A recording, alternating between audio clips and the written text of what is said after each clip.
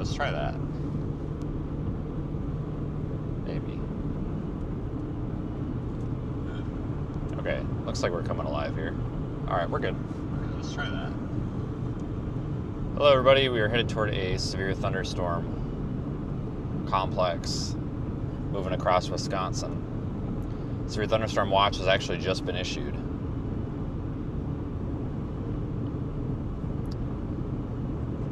Kind of like these early morning streams.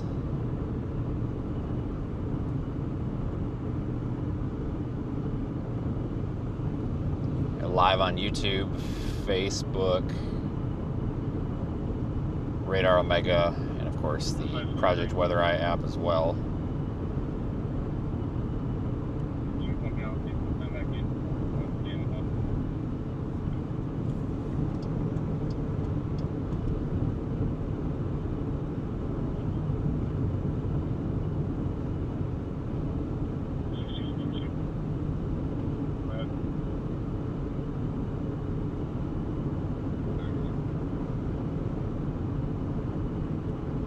So I just pushed out an update to the Weather Eye Live app, which is free,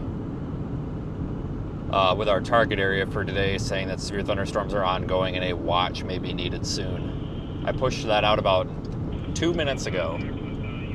About 1 minute ago, they just issued a severe thunderstorm watch, so I guess I should have just waited an extra second.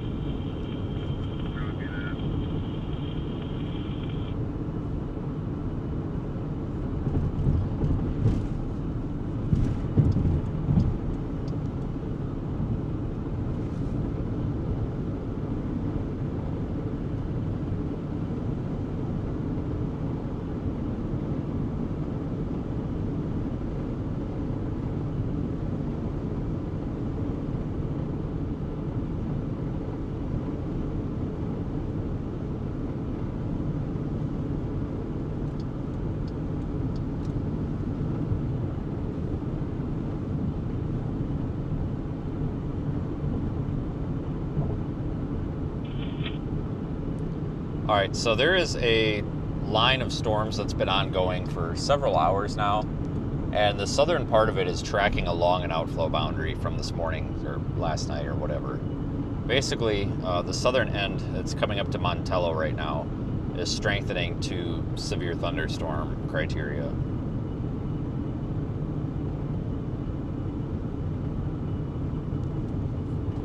That's what the target is.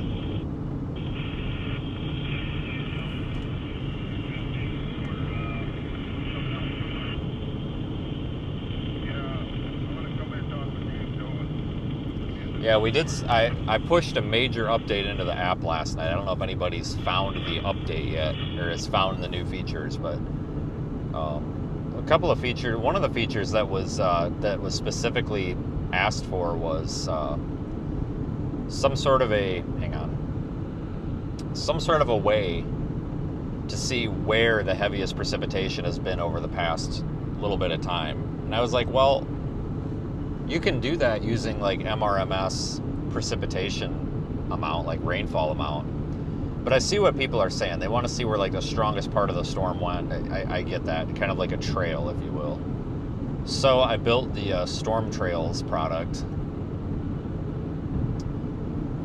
which allegedly is very similar to the WeatherWise Max Reflectivity or Reflectivity Max, and apparently they're not happy about it, but that's okay. Allegedly. But you can't copyright and trademark radar data. So I actually built this. So if you look at it, it's under the national products, you can check it. It basically loops over the past 90 minutes. And instead of, every time there's a radar update, every time there's a new frame, instead of scrubbing it away and showing you one frame at a time, it basically builds a trail of them. So it's like looking at it. It'll make sense when you see it. So I pushed that. We added the radar live sweep, which is just an aesthetic. A lot of people have been asking for the live sweep, so I added the live sweep. We did a couple of map updates, performance updates as well. We got to stop for some fuel. So might be a good time to check it out. There's a lot of big stuff coming soon. So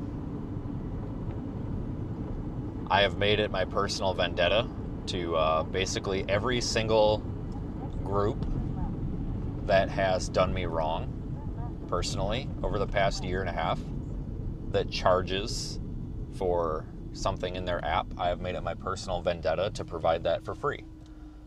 Not necessarily to put anybody out of business or to hurt business, but I've decided that if you're going to sit there and try to ruin my business, then the least I can do is release basically every paid feature you have and do it for free. Not talking about our partners, I'm talking about the people that have tried to destroy what I'm doing. So I figure that's the they always say, you know, they had this saying in the Midwest. It was always called "kill them with kindness," which is really dumb because that's no fun. But that's kind of what I'm doing essentially. So, I mean, there's no sense to pay $6.99 or something or whatever to have a stupid feature where you click on a warning and it draws a box around it. I mean, for Christ's sakes, I'll give that to you for free just out of spite. So, we're gonna get some fuel real quick. And petty is your favorite color? Heck yeah, man. Same as me. Oh, that asshole took my gas pump. All right, we'll go to this one. We got to make this really quick because we have got to go. All right, so I'm going to put expensive 91 gas in my Durango here. But I'm running injector cleaner, so I can only put so much in.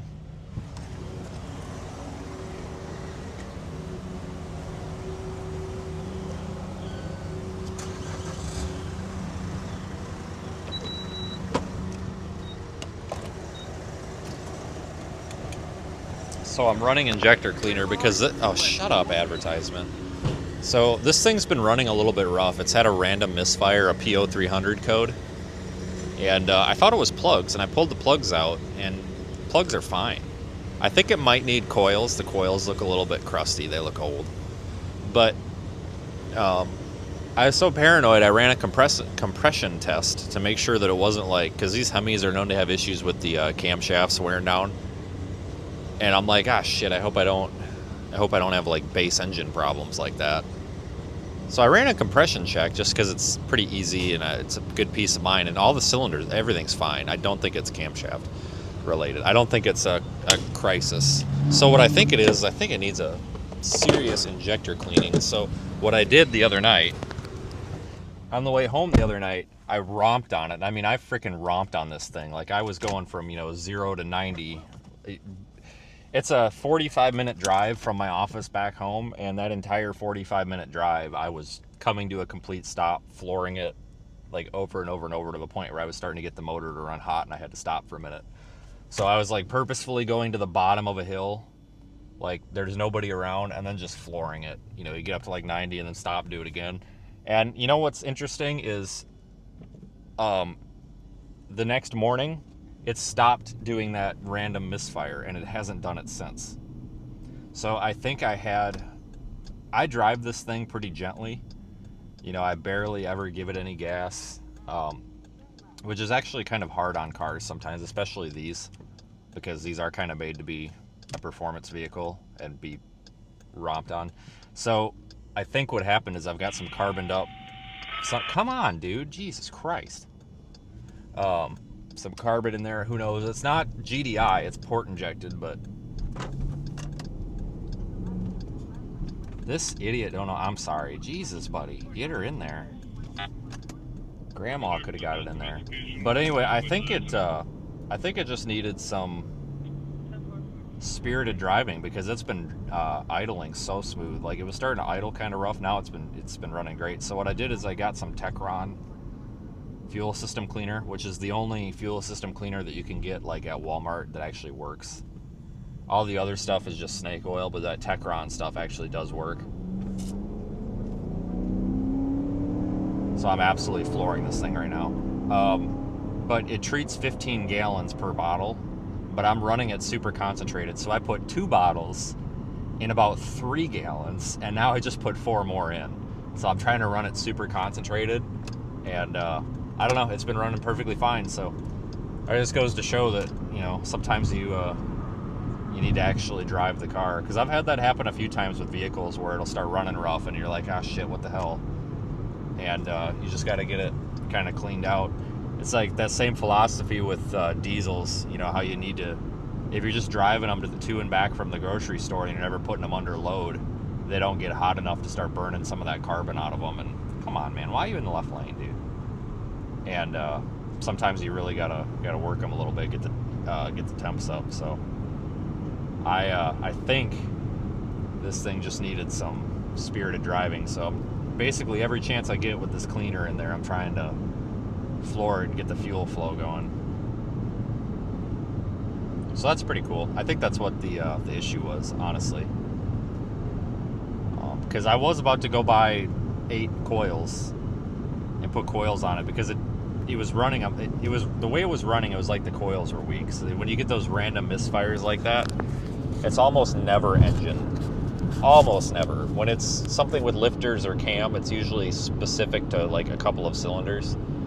Not always, but usually. And a head gasket is not this. Obviously, if the head gasket was blown, we would be having other symptoms, but a head gasket is almost never a PO300. It's almost never a random misfire. I have personally never seen a head gasket be a random misfire. Vacuum leaks can be, and that was my next suspect, is I thought, well, maybe we've got a vacuum leak somewhere, or an intake manifold gasket leak.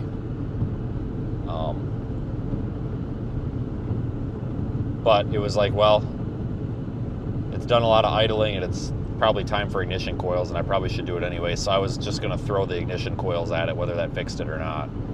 But I'm still going to do it, but I actually think that the spirited driving did it. So, like I said, it's running perfectly fine now. Code went away and everything. Engine light went off. Idle's smooth.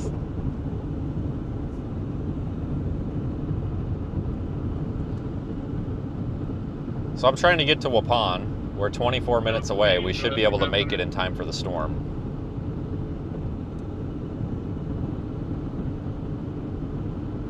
That storm's moving 50 miles per hour, though, so we have to hurry. We're 20 minutes from Waupun, and the storm is about a half an hour from Waupun, so we're cutting it a little close.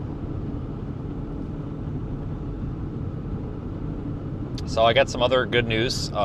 Our radio sondes that we've been building with your help, that's what that GoFundMe's for, by the way. We've got 500 of our $6,500 goal. Thank you for those that have contributed to that. If you're not following on Facebook or something like that, you really need to be paying attention on Facebook, because I've been putting lots of updates there, but I've been doing lots of test flights, and I'm actually really, really surprised, because our data is showing that our radio sonde is performing, because the control radio sonde is kind of what I would call the gold standard. So what I've been doing is flying a Vaisala RS-41, which is probably kind of like what I'd say that's like the gold standard of radio sondes. Nothing wrong with the Intermet, but it seems like WMO and all these nerds want to see everything compared to an RS-41. So I've got some RS-41s that I've been flying in tandem here with the Sting radio sondes that we're building. And we are within 0.5 degrees Celsius of this RS-41 at all times, which is perfectly acceptable. That's within WMO spec. But what's surprising me is that our sensor is performing very well up to a height. So I thought that our sensor was only going to perform up to about 500 or 400 millibars, which would have been about 15 to 20,000 feet. That's not the case. We're able to get these all the way up to about 250 millibars, up around 40,000 feet. We haven't been able to go over 40,000 feet because our battery's dying.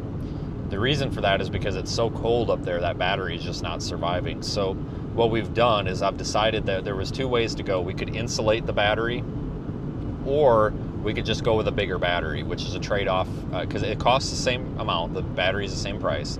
So I've gone with a 500 milliamp hour battery versus a 300 milliamp hour battery. And I did a test flight earlier, and I was able to get it up to about 75,000 feet before the battery died. Now there's a couple of, so that's pretty good. So there's a couple of ways that we can go about that. We can actually run a heating system where we put a draw on the battery at that height, or I could simply insulate the battery, but we're trying to save on weight and the environment. So if I insulate that battery, I'm gonna have to use some sort of styrofoam, and I don't want to be littering pieces of styrofoam. So we're finding that it's only weighs like 2 or 3 more grams to have that bigger battery, and it's the same cost. So we might as well just use the bigger battery versus putting more parts on it. So this is really cool, folks. The next step is going to be developing our nationwide network of regular soundings. So we're going to have soundings launched routinely from California, Tennessee, probably Ohio, Florida, Georgia, perhaps central U.S., Wisconsin. So that's what I've decided with these. It's like, you know what? These are so cheap. Why don't we try to get sponsors and people who can sponsor the national network, and we can supplement what the Weather Service is already doing and offer that data to them for no cost. But what we're also going to do is we're going to run that through our own model. So we have basically a model that's very similar to HRRR. And we can ingest our own data into that, and now we can start potentially having more accurate weather models, even though they're in-house. So we live in a world where there's a big sounding hole in the central U.S. It's because staffing and budgeting and all that, some of the Weather Service offices have switched their morning launch to an afternoon launch, which again, please don't take out your frustrations on the National Weather Service. Take them out on whoever the hell took the funding away, right? But the main story is this is a way that we can test our SONs and basically build a reputation for our SONs while also helping things out. So really looking forward to this. This is going to be pretty cool. It's going to take some money. But that's where your super chats, your PayPal, your memberships, your GoFundMe, that's where this goes, guys. We're developing really cool shit, and you guys get to be a part of it. I don't care if it's $1 or $1,000. It's all the same to us, you know. There's 465 people watching, and I don't want to make anybody feel bad, but let's just say, for example, if everybody spared $1, that would be $465. That would be 10 launches that would be covered right now. But not everybody has $1 to give up. But that's what my point of that is, not to make people feel obligated. My point of that is to prove that even $1 is powerful in numbers, right? We've got 150,000 subscribers.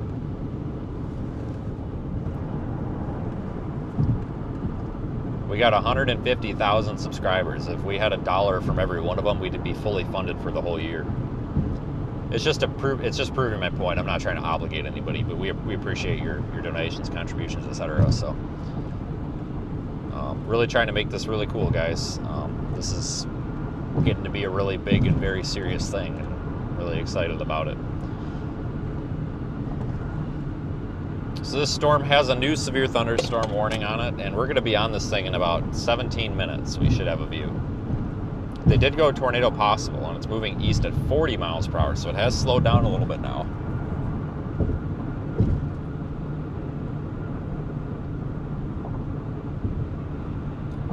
Yes, your comments and questions are visible, but I am driving, and I'm very limited as to what I can see. Sometimes I just can only answer what I can see, because there's a lot of messages in our chat. You'd be surprised. Sometimes there's over 20,000 messages in a stream.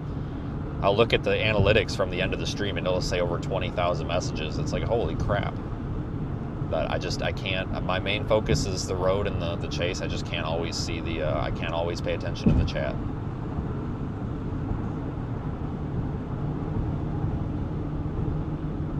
You live in Shawano or Shawano, whatever the hell it is. I'm sorry. You might know a guy named Jerry, and if you do, more power to you, because he's a real freaking peach. I work with this guy from Shawano or whatever. He was on the ambulance up there, and he couldn't get a damn job anywhere, so he had to drive 4 hours down to Monroe, Wisconsin to be on the fucking ambulance. If that tells you anything. Oh my God, this guy. He's the guy that I had to save his life. Actually, you know what, guys? We're about to come across, because we were heading to Waupun up here, to the nut house.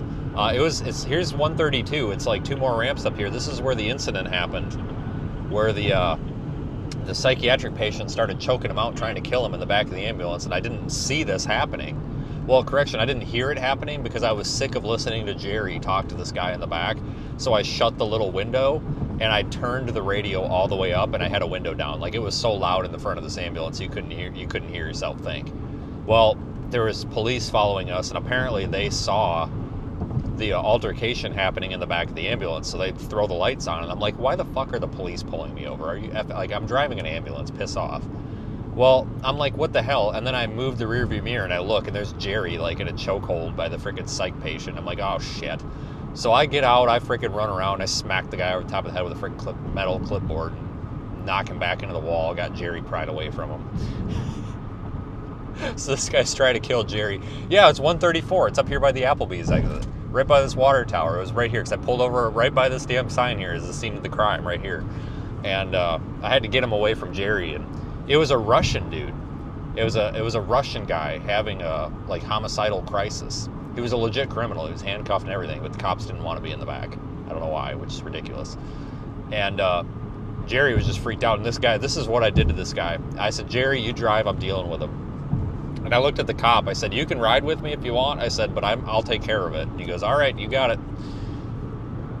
This guy was telling me that he was going to kill my family and he was going to murder me. And I got about an inch from his face. Like he could have bit my nose. And I said, buddy, they're already fucking dead. And he just looks at me. I said, I already took care of them. And I sat back in the seat and I scared the shit out of him. Like, I just pretended like I was an absolute basket case, and this guy was like, oh my God, this guy's crazier than me. And I was like, you're going to shut the F up and you're going to sit the F down because I'm not dealing with your shit or you're going to end up like them. And he's just like, okay, in his like Russian accent. And he sat there quietly, not a peep, didn't try to kill anybody anymore, quit having his homicidal crisis. And when we showed up to the damn psych hospital up there, I jumped out the back and I told the security guard, I said, all right, this guy's already tried to kill somebody once tonight. I said, I'm not doing it again. I said, if you don't let these cops in with their guns and tasers and shit, I said, then I'm not transferring this patient to your facility. Because that was their policy. You couldn't have weapons in their facility. And he's like, well, it's our policy not. And I said, okay, well, then we're transferring this patient to you outside because I'm not going to be around somebody who does not have a gun with this lunatic. I said, he's already tried to kill us. I said, I want to be around somebody who's going to try to stop this guy when he tries to kill me again. Because this guy was huge. He was like 7 foot tall and like 300 pounds. So we ended up transferring care in the parking lot because I said, I'm not comfortable taking this guy inside your hospital without police. I said, I want a cop with a gun next to me because I am not getting killed by this guy when I take him off this damn ambulance cot. But, so you might know Jerry. And if you know Jerry, good luck to you because he about got offed in the back of my ambulance because this guy was trying to kill him. Like, legit trying to kill him. Like, he had this guy around the neck. Like, he was turning purple and shit. Apparently, this had been going on for 2 minutes, because that's what the cop said. He's like, yeah, this has been going on for 2 minutes. I just assumed you saw it. I was like, no, man, the lights were bothering me, so I flipped the rearview mirror up, and I turned the radio on because I was sick of listening to Jerry back there. So apparently, they finally realized that, okay, something must actually be wrong. That's when they threw the lights on to get my attention to stop the fucking ambulance. And I look in the back, and there's Jerry getting choked out. Like, in the back corner of the ambulance up against the damn door. It was like, whoops. I was like, Jerry, you should have like yelled or something. He's like, I was yelling. And I said, well, man, I couldn't hear you. I don't know what happened. I'm like, whoops.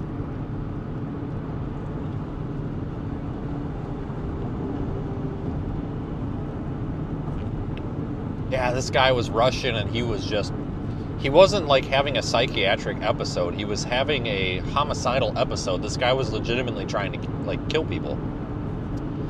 And when we picked him up at the hospital to take him up here to the psych place or whatever, this was like 10 years ago. But, you know, we had police there, and it was two City of Madison cops. And I was like, one of you want to ride with us? And they're like, oh, no, we're just going to follow you. And I'm like, okay, that's fine. I'll just get killed by the guy. All right, cool. And I was like, so somebody's checked this guy for, like, weapons, right? Oh, yeah, okay. Well, anyway, on the way back, turns out we should have had the cops ride with us. But on the way back, we stopped at Perkins in Beaver Dam. I think it was that one in Beaver Dam.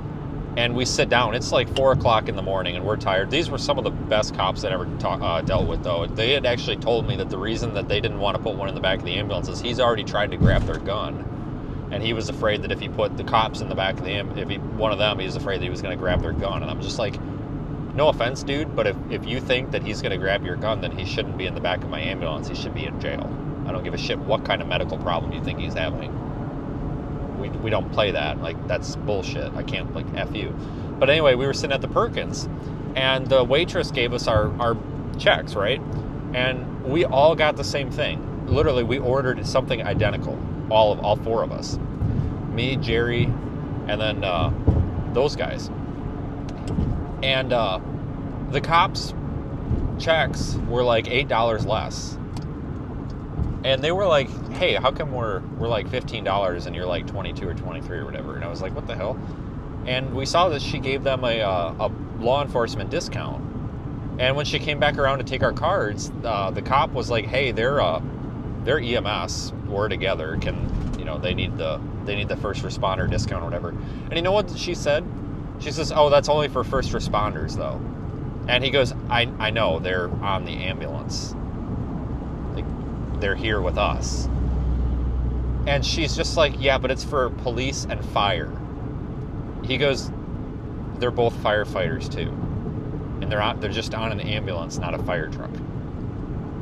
And I was like, oh, it's okay. I said, that's fine. I said, you're right, they're better than... I kind of got a little bit pissy. I'm like, well, that's fucking rude. And I said, it's fine, whatever, don't worry about it. And he goes, and he throws his receipt, like, back on the table. He goes, I'm not fucking paying it unless you're going to give them the same discount you're giving me, or you're going to take our discount away. He goes, because these two nearly got killed. He goes, they're like 4 hours from home, and they've been working their ass off more than we have. All we did is follow them up here. He goes, if you can't give them a first responder discount that you gave us when we're doing the same job here, he's like, that's fucking bullshit, and I will never come to this restaurant ever again, and I will make sure that everybody knows it. And he went off on her. Long story short, we actually ended up not paying for the meal because the manager got involved and was like, don't even worry about it. Don't even worry about it.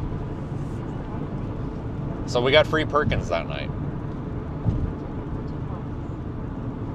So I actually thought that was pretty cool of them because that was really shitty. Oh, that's only for first responders. Okay, we're the ambulance. Like, what do you think we are?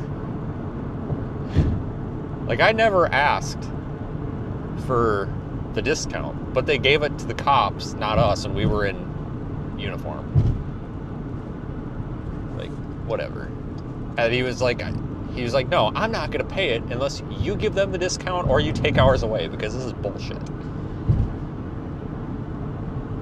And then we didn't have to pay for it at all. I'm 99% sure that was the Perkins in Beaver Dam, I think. Maybe it was the one Sun Prairie. I don't know. But no, that was actually a really fun night because we had it. We were up all night. It's now 4 o'clock in the morning, and we're driving back. And I'll be completely honest with you guys, right? So we're doing about 95 miles an hour down this road to come back because we need to get back. So you've got ambulance, cop car, like 95 miles an hour, right? And we get to like somewhere up, just outside where we turn back on 151 here, and they throw the lights on again. I'm like, what the fuck? And I pull over, and he pulls up next to us. He goes, hey, Perkins, you want to go? I'm like, yeah, we're going to Perkins. All right. So we roll into Perkins or whatever, and what they were trying to do is they were trying to draw this out a little bit because they were on like overtime for holdover because they were past their shift change. And it was kind of funny. He's like, look, this has just been a really bad night. He's like, I can take 30 minutes right now and get paid my overtime, or I can take 30 minutes when I clock out, basically, and not get overtime for it. He's like, and I'd rather do it right now, so we're going to stop and eat now. I'm like, there's nothing wrong with that, dude. Like, you should be allowed to eat. But that was actually kind of a fun night, though. There was a lot to unpack that night. I think of that every time I come through here. The night that they tried to kill my partner, the crazy Russian guy. Okay, well, maybe there's not a Perkins in Beaver Dam, but it's somewhere around there. Somewhere through here. Whatever the nearest, closest one is on 151, I guess. Maybe it's Sun Prairie, maybe it's Columbus, I got no idea. Somewhere through here.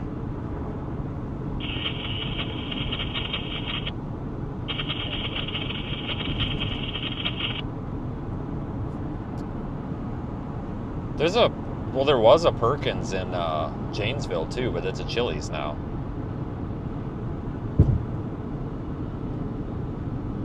It's a really nice Chili's too.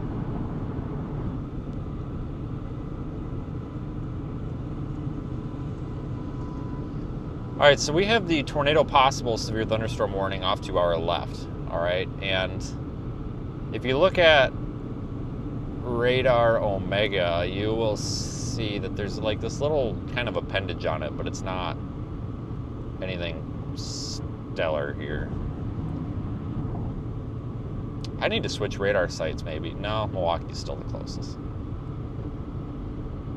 We probably should have exited there. I can exit up here at D. No, let's go a little bit farther north, maybe get out 26. Go to Brandon. This thing's still moving northeast. Oh my God, we should go through Rosendale and get pulled over for no reason. Again, no, we support law enforcement on this channel, but listen, the Rosendale cop is a douche. That guy legit pulls people over for doing a 1 mile an hour over the speed limit, and every speeding ticket gets thrown out in court. The guy is just a huge waste of time. Look at Google it. Google it. Rosendale, Wisconsin complaints or whatever. Tornadoes can develop quickly from severe thunderstorms. I will speed through Rosendale. 100% will, because I have, and I've been pulled over in Rosendale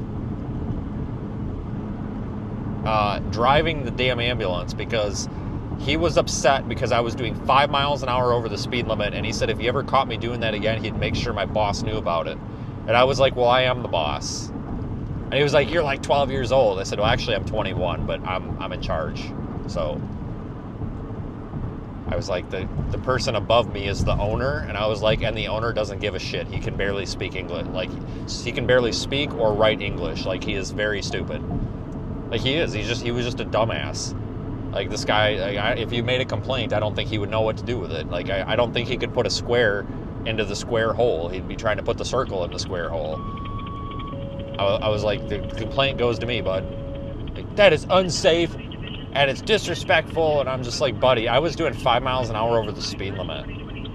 Whoop-de-freaking-do, dude. Driving a fucking ambulance, like, really? Where I come from, you don't pull the ambulance over. You don't even pull the staff over. Like, professional courtesy extends to the EMS off-duty. Like, where I'm from, you could be driving 80 miles an hour down the damn 55, and the cops are not going to pull you over because they will basically let you get away with anything because they expect you to save their damn life if they get shot. So they just kind of, whether it's right or wrong, they will just kind of be like, oh, whatever. You know, because they want you to be saving their life if they get shot. On the flip side, EMS and fire doesn't really nitpick the police because they want the cops to come shoot the bad guy when the bad guy tries to kill him. But you go to Rosendale and you're driving a fucking ambulance through there and you're doing 30 in the 25. Oh my God, you are going to get a hell of a talking to by that guy.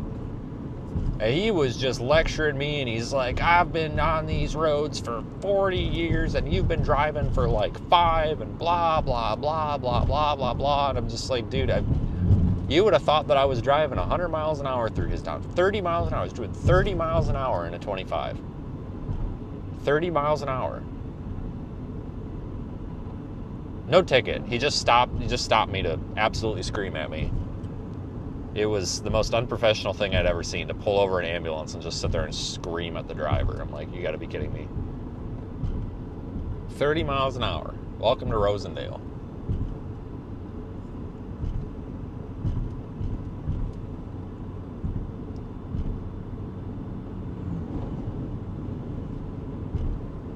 So we're going to try to get up here basically south of Rosendale, Ladoga? Is that? County Road TC and 26 is the 4-way. And we're going to catch the storm coming across.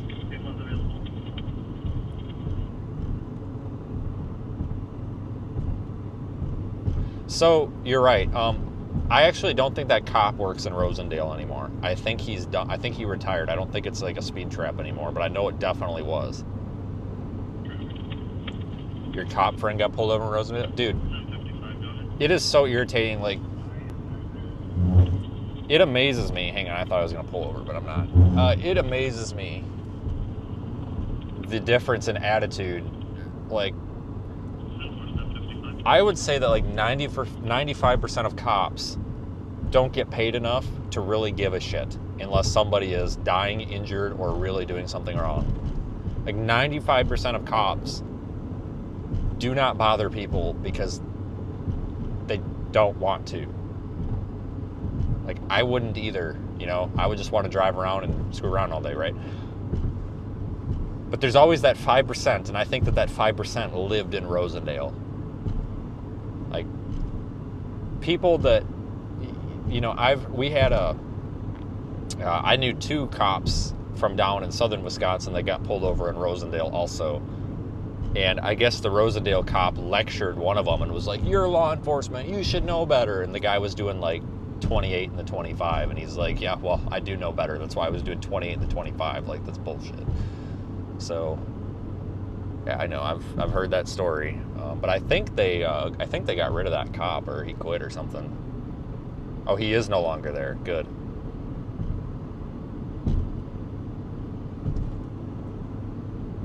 Good. Yeah, wait, this one actually needs to be.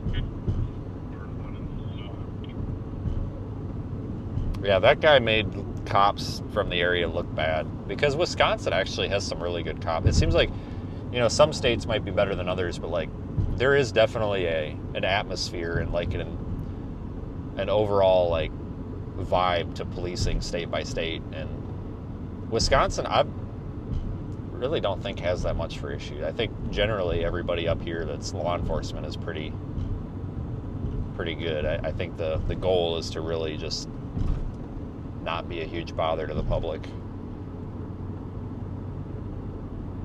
You live in Rosendale? How many tickets have you had in your life? At least 20? Well, if you live in Rosendale, you're actually about to get hit by this thing in probably about 15 minutes. 60 mile an hour winds, 1 inch hail. They say tornado possible, but I don't think it's gonna tornado. I'm not seeing any structure on this storm. We'll go up here to County Road T. We actually just got a new severe warning. This is the NOAA weather A47 in Malibu. Negative. All the cameras in the area are down.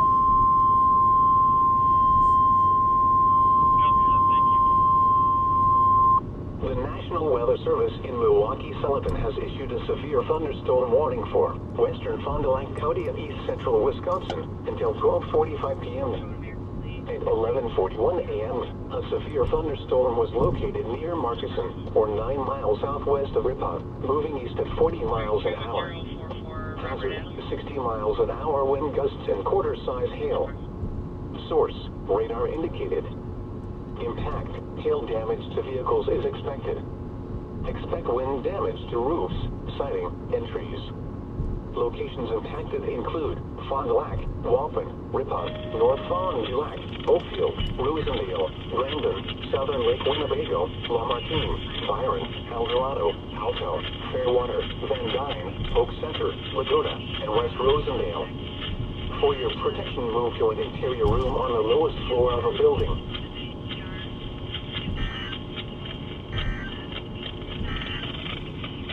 A severe... Alright, here's County T. Let's go a little bit west. The roads are kind of gridded out here. The thing that is a little bit of a pain is the trees. And it sounds like the RP has been suicidal in the past. Maybe why mom took the keys. We gotta fight the trees a little bit.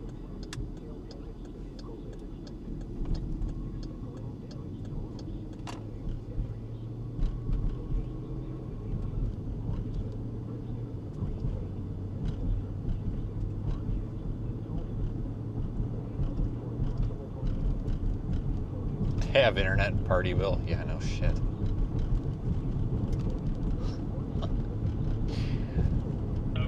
Those of you guys that like aren't from here, that like Partyville, Portage, Montello area is like just the weirdest part of Wisconsin. It doesn't really fit in with any other part of Wisconsin, because like southern Wisconsin is relatively flat, kind of farmland. Just like average type of lifestyle and living. And then you go over by Milwaukee and it's like going into Chicago. You go up by Green Bay and it's just drunk people. And you go up into northern Wisconsin and it's like driving into Canada. But that little like middle part there, like Baraboo all the way up to like Watoma and everything in between, I feel like that's just kind of like this misfit part of Wisconsin that doesn't really fit in with anything. I don't know if that makes any sense, but if you're from here, I feel like it makes sense. Because you've got just like this unusual amount of vacationers that like vacation along like the Wisconsin River or whatever, if they go, depending if they go farther west toward like, you know, Juneau and Adams County and stuff, where you've got people that just like, for some reason, consider that a vacation to go to like Portage or something and like go canoeing or hiking or whatever. It just doesn't fit in with the overall vibe of like the area. It's so weird. It's like it's an afterthought.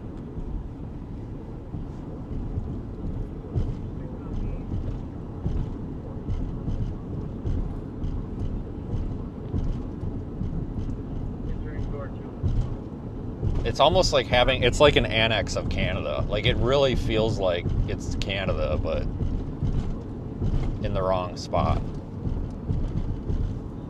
But I don't know, it's weird. There's a lot of weird crap that happens.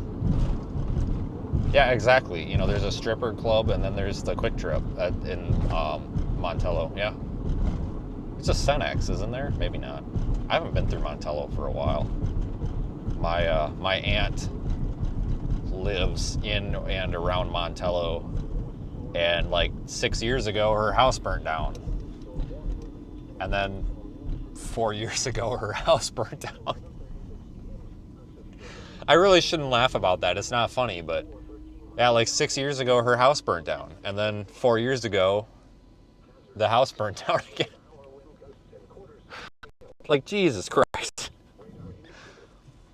Like, a house burning down is such an unlikely event to happen in some person's life, but then to have it happen twice, yeah.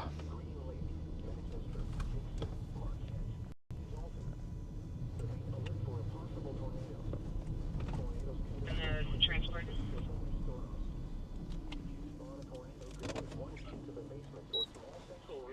At the courthouse, they have a female subject they will need medical clearance first. Let's watch this thing roll in here.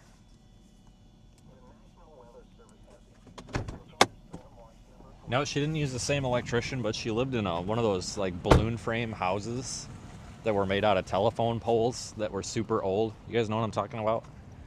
And she had a wood burner. And I'm pretty sure she let the wood burner take the house down without, obviously not intentionally, but I think that's what happened. And then the second one, I don't know what happened with the second one. I don't know, but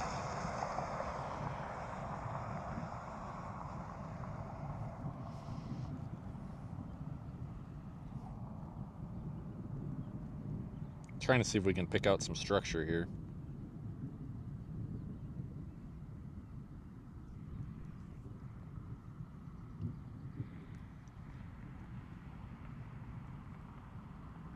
I'm going to make a quick social media post.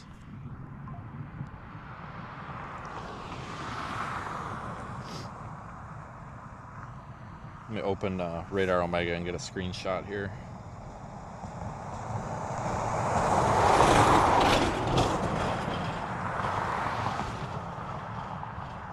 Oh, it's on model. I got to switch it to radar.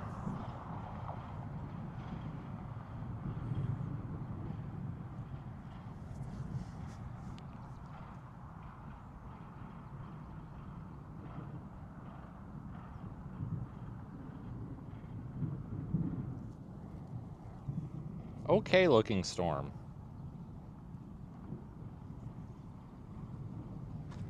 Lots of thunder.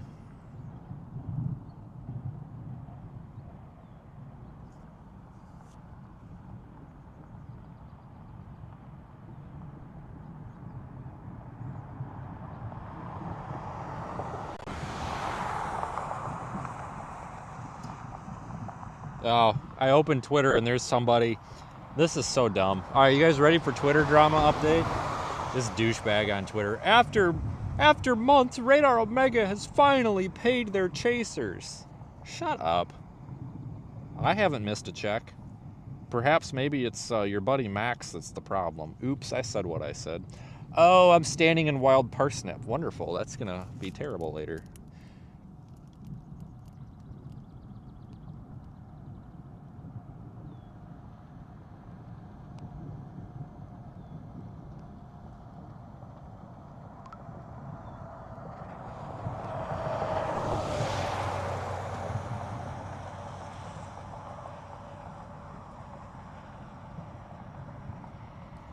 I just want to say something, folks.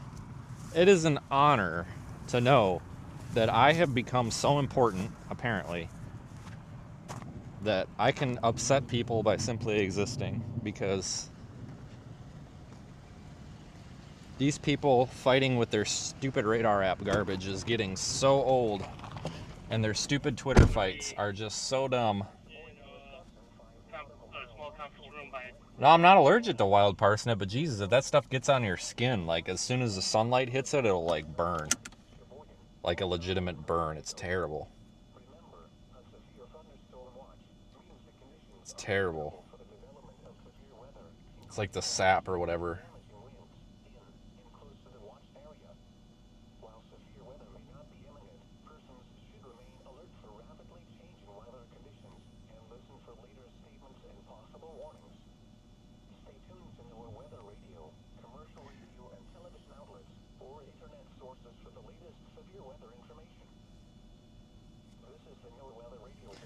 We should flip around because this thing's starting to go. Get a little closer here.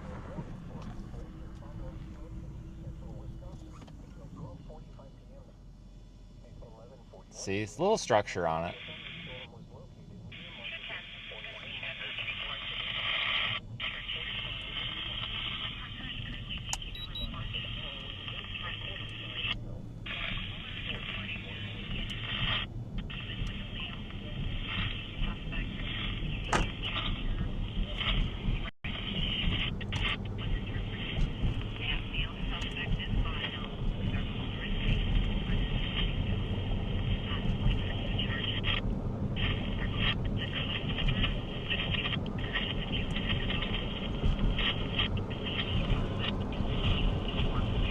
Drop south. A little bit of structure on it.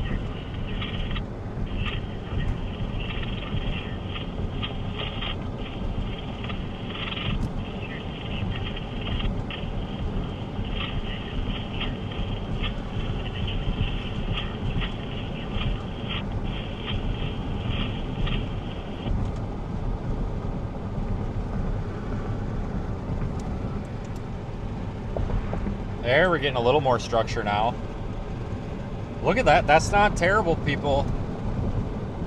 For 11:52 a.m. in Wisconsin.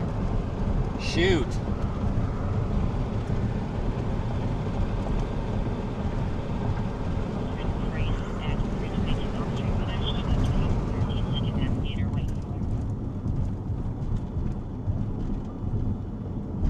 All right, quick picture.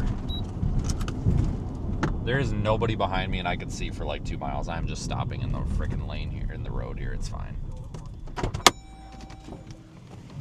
I'm a local. I can do what I want. Just kidding. I mean, not really. I can do what I want anyway. But... All right. A lot of wild parsnip out here.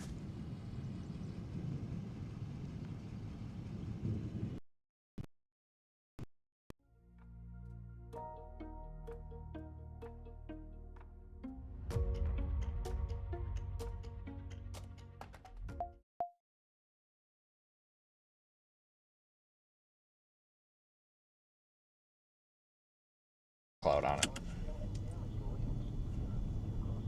Sorry about the signal. It's terrible out here.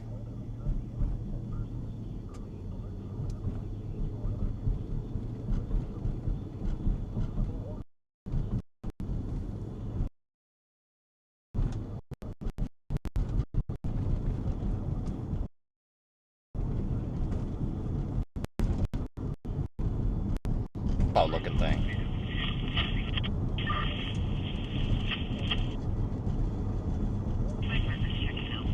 Sorry guys, terrible signal. This is a bad spot.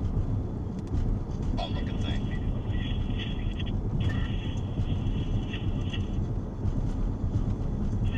It's starting to get better now.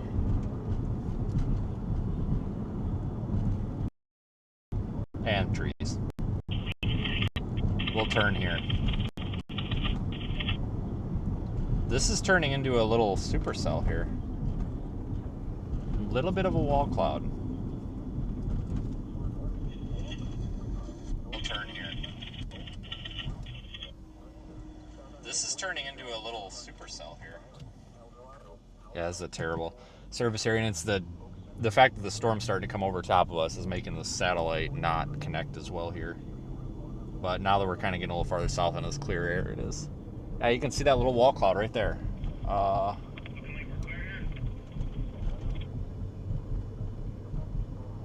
Barely. You might have to back up the stream a sec. Barely see it.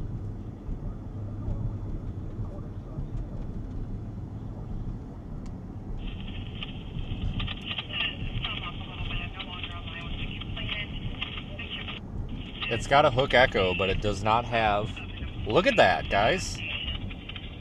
Shoot. It's got a hook echo on it, but it has no velocity indicating tornado.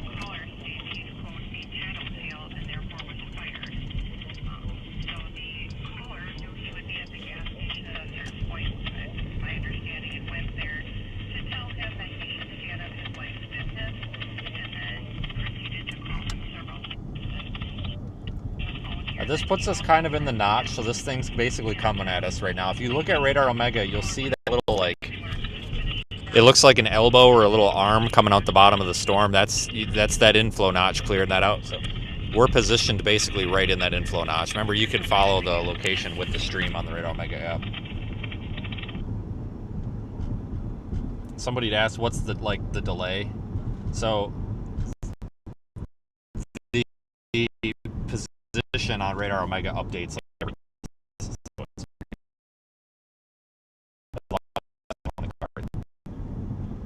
We're just struggling for signal out here today, though. My God, I wonder if the Starlink's messed up. I wonder if I need to reboot the stupid thing. Sometimes you gotta reboot it randomly.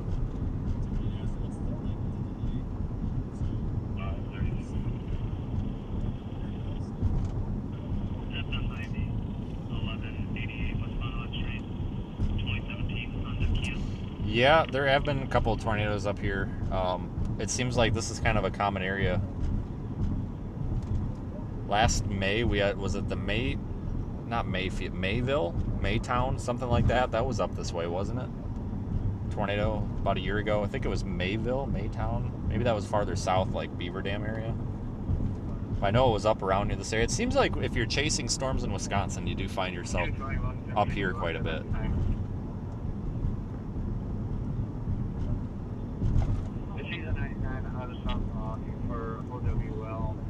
Bond is $124 or PR bond. We will start confirmation. Do you want a second?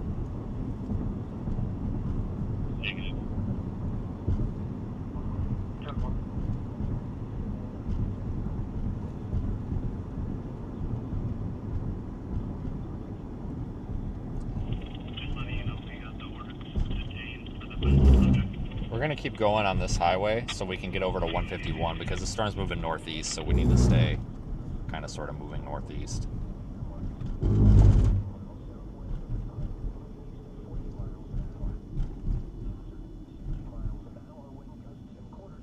If you are new here, consider subscribing. And I try to only make the advertisement once, so I don't want to be annoying. Because we're not here for advertisements, right? We're here for storms and stupid commentary and bad drivers. But remember, folks, we do have our GoFundMe open that is basically helping us fund the development of our Sting radio songs. We've got lots of information about that on our website and Facebook pages, and you're going to keep seeing more and more about that. So our science mission is being funded by our audience, and that's really cool. That means all the GoFundMe dollars, PayPal, Super Chat, channel members, all that is going into something that's actually mattering. It's not just, you're not just donating to me or You're not giving me anything to enhance my lifestyle. You're giving me something to spend on something that's actually going to make a change. And it's really cool because we built everything from the ground up, and we're not relying on others for it. It's pretty sweet. So that's what that's for, and you folks are welcome to contribute to that, but you don't have to. You can subscribe, share, whatever, but remember, we do have a free app, the Weather Eye Live app, to stay up to date with the project. You can download all that at wxeye.org. It's wxi.org. ProjectWeatherEye.com. They go to the same place. And of course, we're also streaming in the Radar Omega app as well.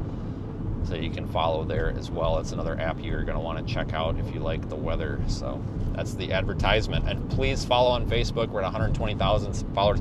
One thing that's been interesting about Facebook, last March of 2025, I had 18,000 followers. Now we've got 120,000. I don't know what I'm doing, but apparently we're doing something right. And I think it's pretty cool. I actually like Facebook because it's kind of a cool platform to talk to people and interact. So back to the storm. So I'm gonna pull the hell over here and we're gonna take a look at this.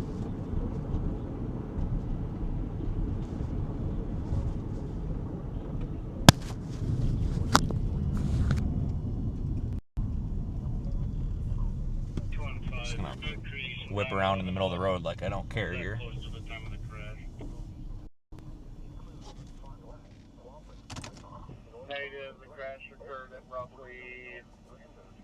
Yep. I'm glad you liked the app. If you got any suggestions, please let us know.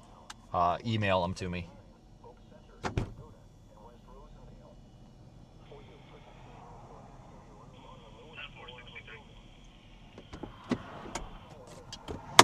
Alright, I'm just going to get out. This guy can move over. Oh, it smells like hay out here. Somebody must have cut hay or something.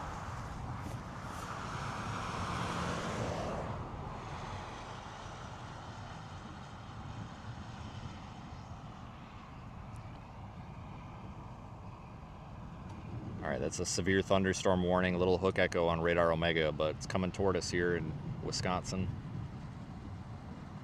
60-mile-an-hour winds and 1-inch hail, and it's got some structure up in there. A little bit of a wall cloud trying to form. I don't think a tornado is very likely with this one, but for Wisconsin standards, not doing too bad.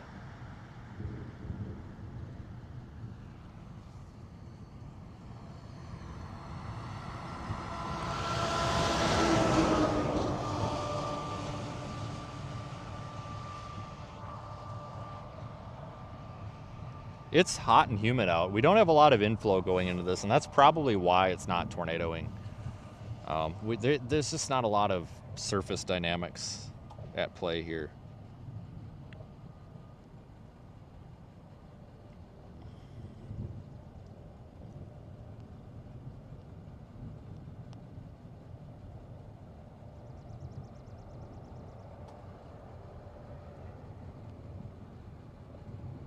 But we still get a little bit of structure. This is pretty good for lunchtime in Wisconsin.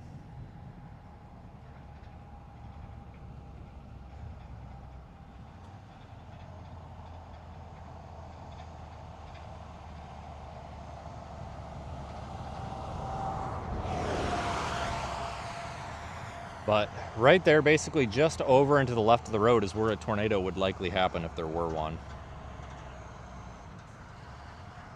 There's likely not going to be one though, but you never know.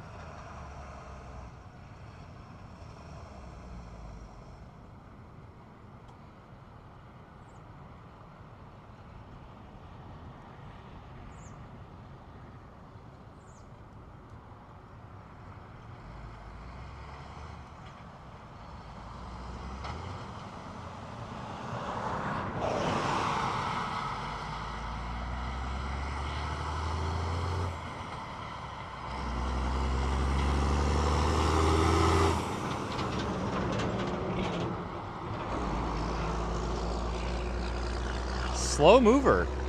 This thing's not moving very fast, is it?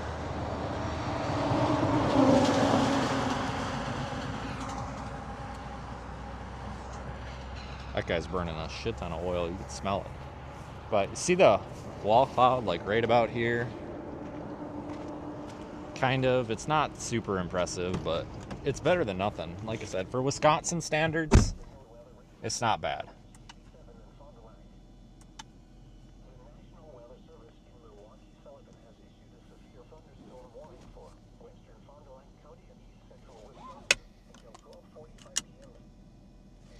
We need to get moving though, because we're gonna lose it if we don't.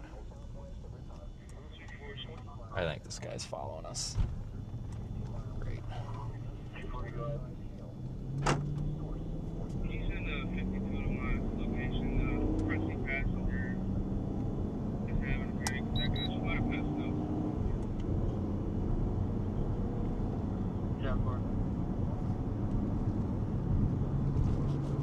Confirm, yeah, she passed out.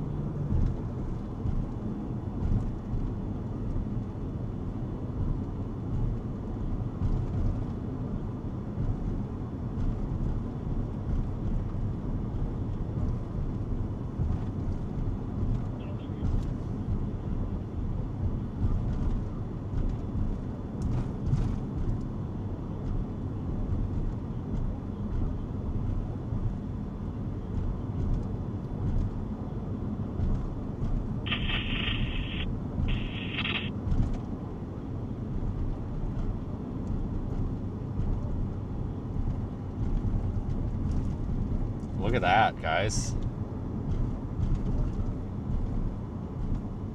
Definitely, I guess I would call that a wall cloud at this point. They don't have tornado possible in the text anymore. And velocity doesn't really show anything tornadic either, I don't think. So you can get supercell structure without a tornado, but it's very hot and humid.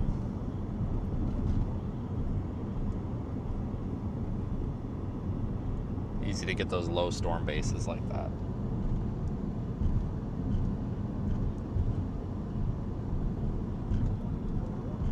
Western Fond du Lac County of east central Wisconsin until 12:45 p.m. At 11:41 a.m., a severe thunderstorm was located near Markison, or 9 miles southwest of Ripon, moving east at 40 miles an hour. Hazard, 60 miles an hour wind gusts and quarter-size hail. Source, radar indicated.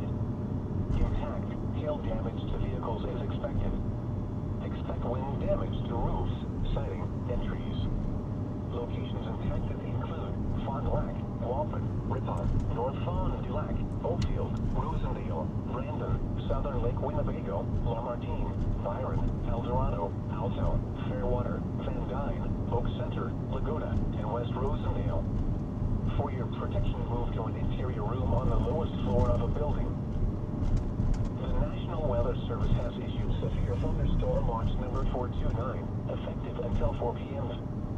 This watch includes the following: nearshore waters around Sheboygan to Port Washington, Lake Michigan from Sheboygan to Port Washington, Wisconsin, 5 nautical miles offshore to Mid-Lake, and Lake Michigan from Two Rivers to Sheboygan, Wisconsin, 5 nautical miles offshore to Mid-Lake, and the following counties in Wisconsin: Calumet, Fond du Lac, Green Lake, Manitowoc, Sheboygan, Washara, and Winnebago. Remember, a severe thunderstorm watch means the conditions are favorable for the development of severe weather, including large hail and damaging winds in and close to the watch area. While severe weather may not be imminent, persons should remain alert for rapidly changing weather conditions and listen for later statements and possible warnings.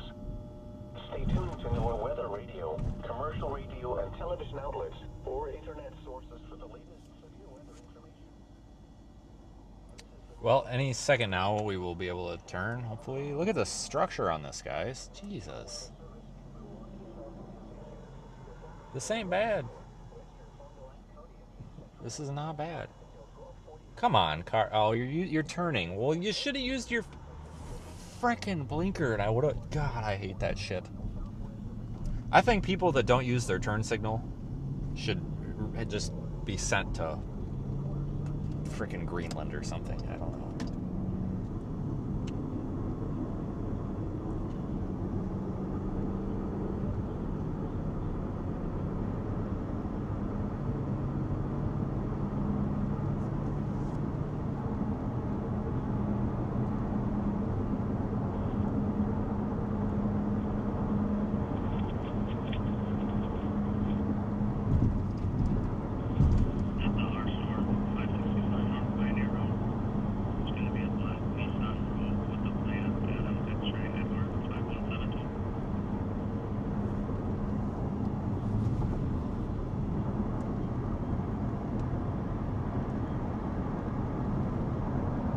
Gotta go up here to County D and drop south.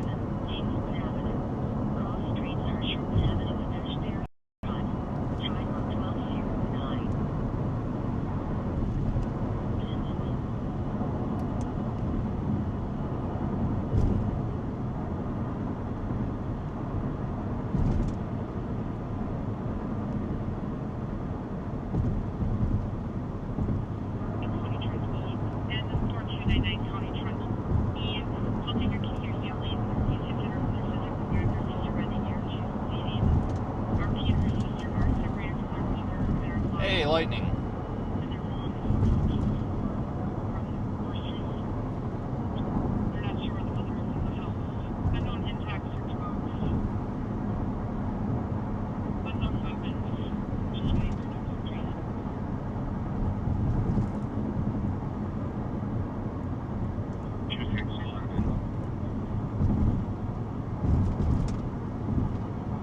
Decent supercell structure. See, it's a good thing I came up here for this.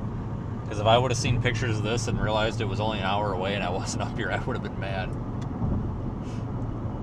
This is pretty good, guys. I mean, you really can't complain about this. I mean, shoot, for Wisconsin and 12 p.m.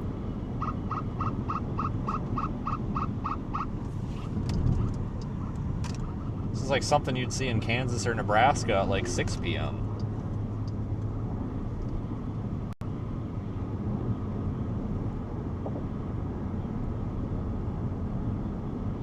We're going to drop a little bit south.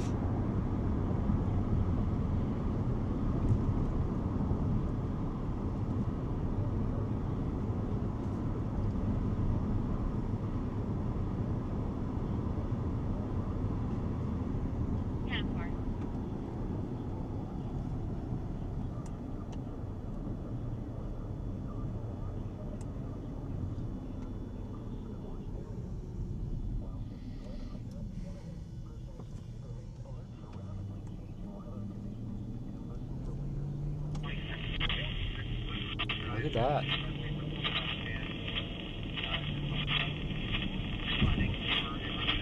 It is nice looking.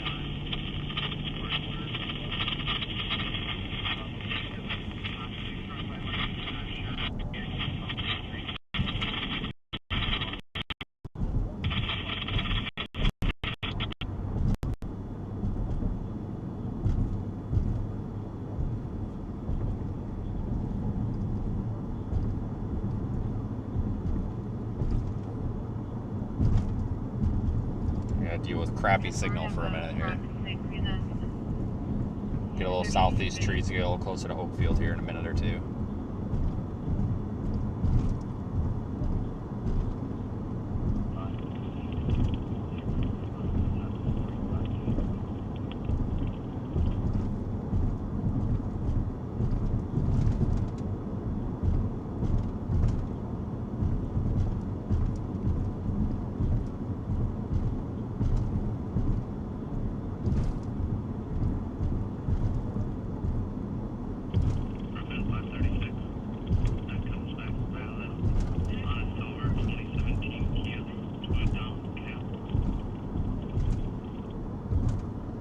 There's a view again. Oh, wow, look at that.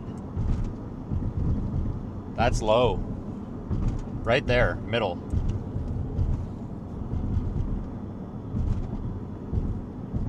It's not spinning, is it? I don't think so. According to radar, I don't think it's rotating either. Definitely supercell structure, though.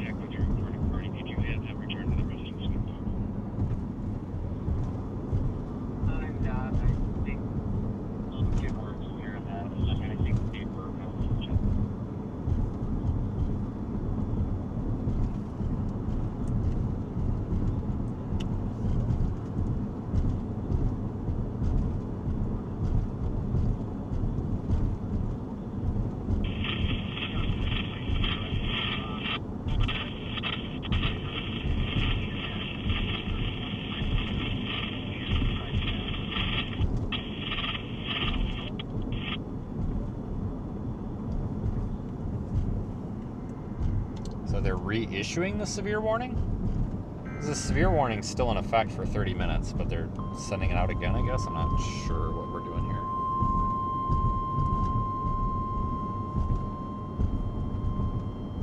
Oh, it's downstream. I see now.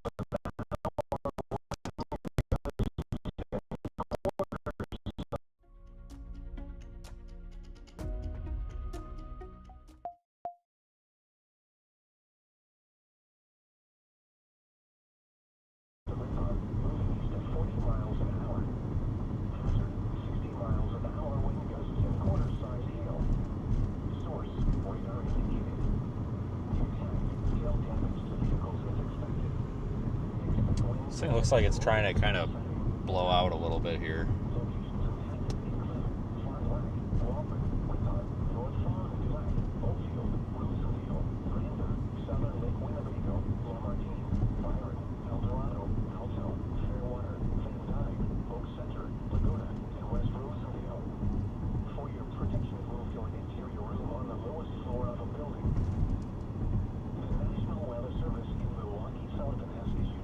Thunderstorm warning for eastern Fond du Lac County and east central Wisconsin until 1 p.m.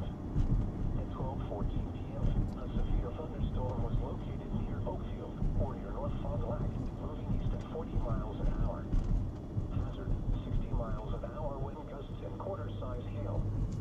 Source: a severe thunderstorm warning remains in effect until 12:45 p.m. for western Fond du Lac County. Well, I think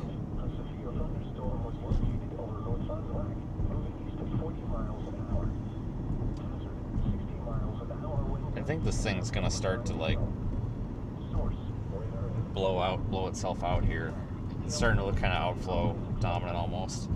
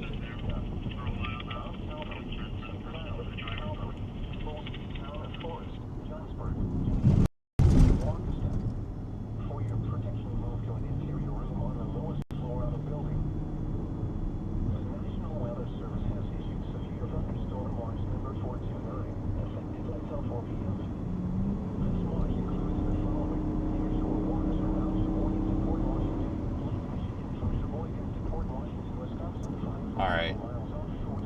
Have to go right and then we can take a left. That'll keep us going this way. Damn trees are really getting in the way now.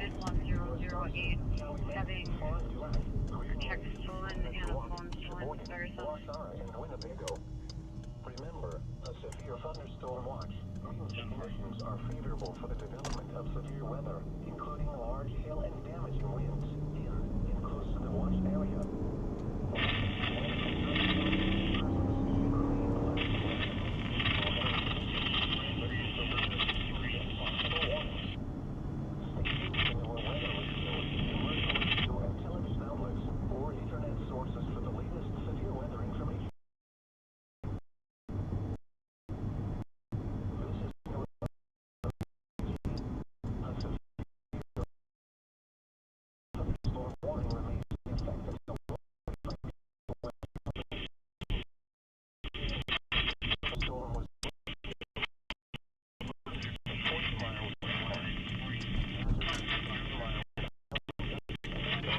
Doesn't really have that really nice structure that it did previously,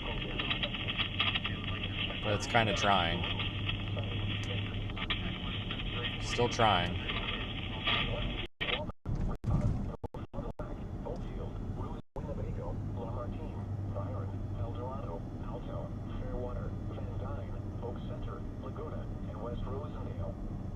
For your protection, move to an interior room on the lowest floor of a building.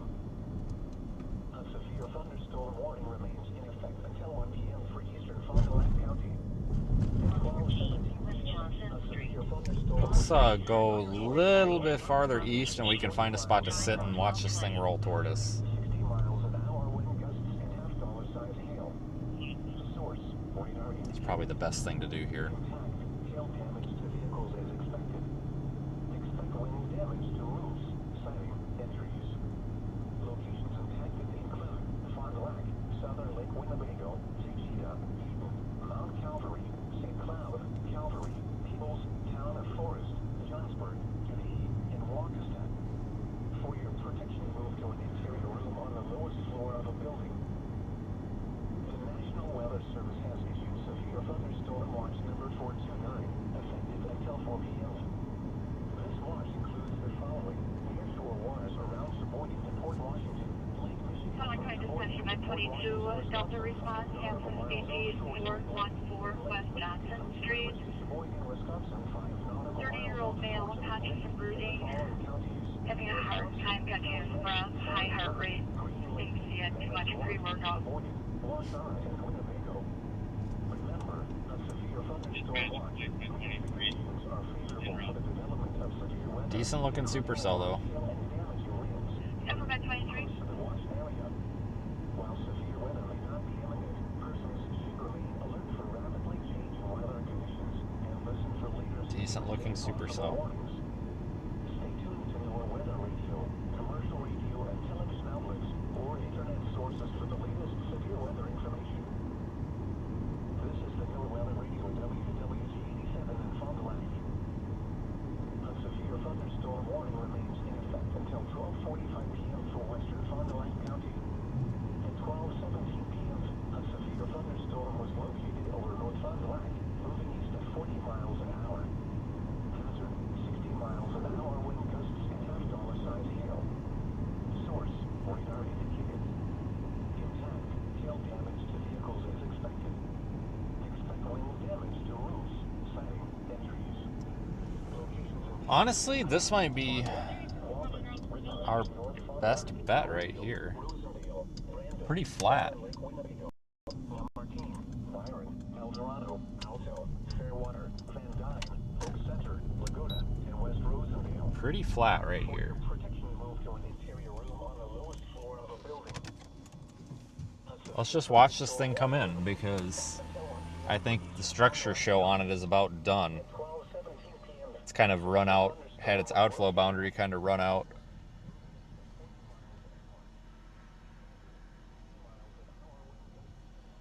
Ahead of it, so let's just watch. Let it come here.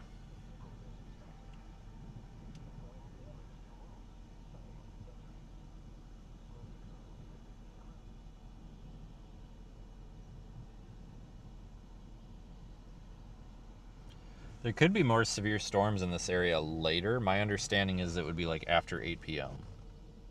Let me read the SPC update though.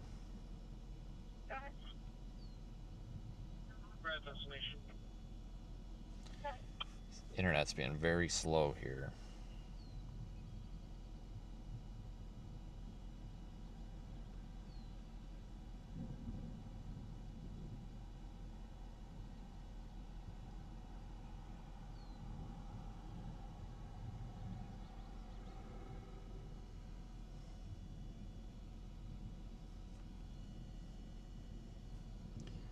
Okay, so multiple rounds of severe thunderstorms expected across upper Midwest and Great Lakes. A couple of tornadoes are possible, damaging wind gusts.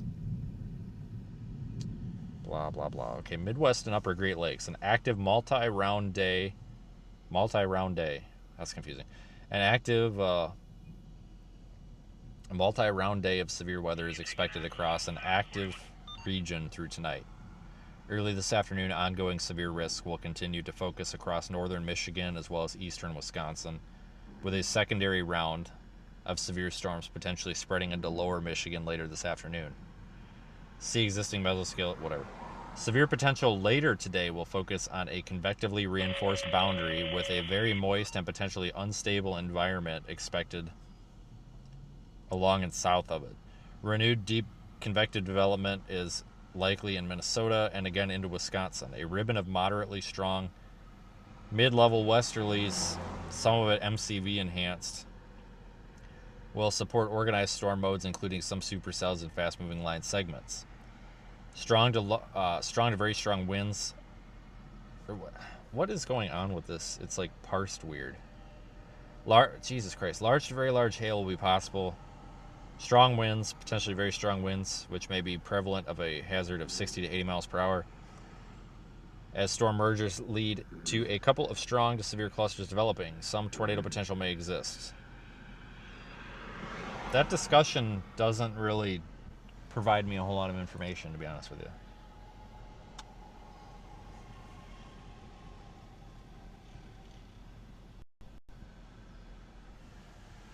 Here comes the outflow.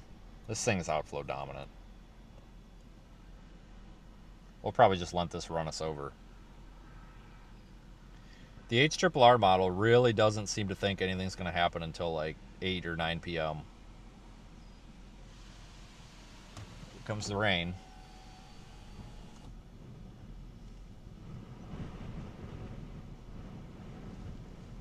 I think it's going to be a late evening thing by what I'm gathering. I could be wrong, but that's kind of the impression I'm getting.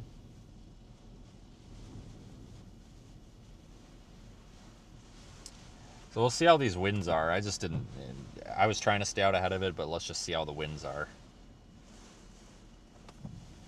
Right. I gotta get the focus locked here.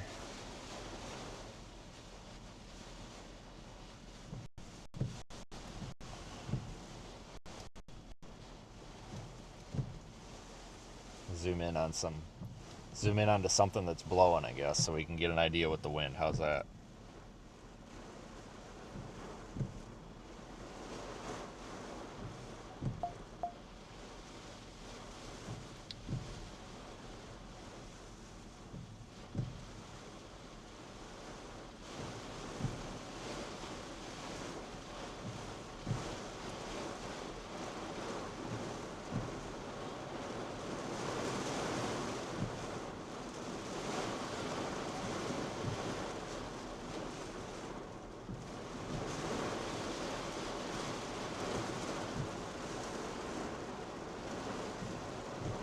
Well, this is definitely not the storm of the century.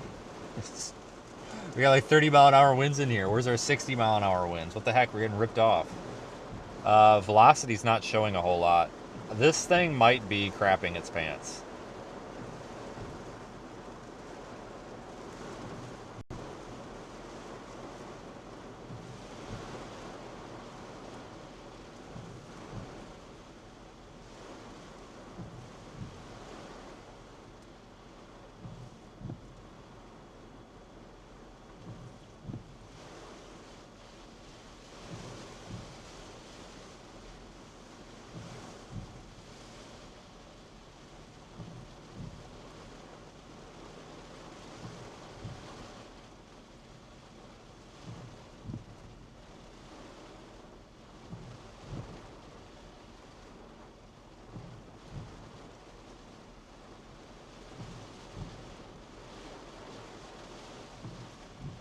So I'm trying to figure out what the hell to do. Because I don't know if I should just return to the office and actually get some damn work done.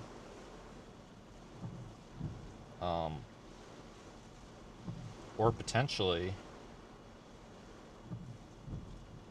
Or do we need to just go like to southern Minnesota? I'm trying to... HRRR just doesn't really develop anything until about 6 p.m.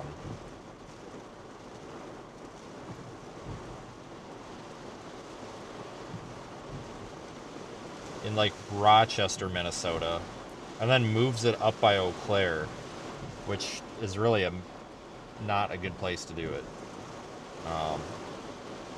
Northeast Iowa, maybe around 7 or 8. So I might, when this is done, just return return here and actually, because we have got to get work done, guys. I know it might sound ridiculous, but if I don't get things done, built, and put together, then we don't have a mission.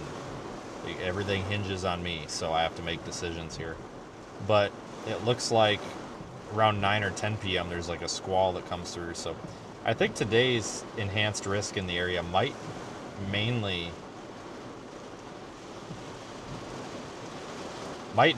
be for later.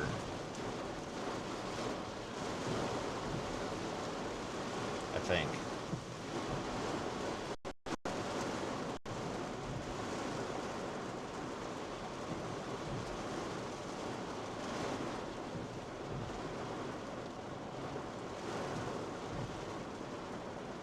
Like later.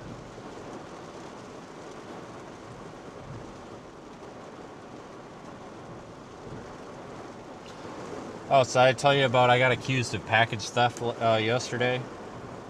So I don't know what's going on with it, because our base of operations is in like a business park where there's like 40 different places.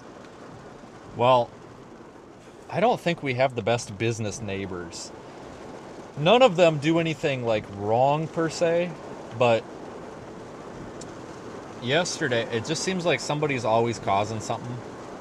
Yesterday, somebody from a different unit came and pounded on my door, and I was like, yeah, what's up? Didn't even introduce himself. He just goes, you've got my Amazon package. I said, well, who are you? I said, let me check, because Amazon had just delivered.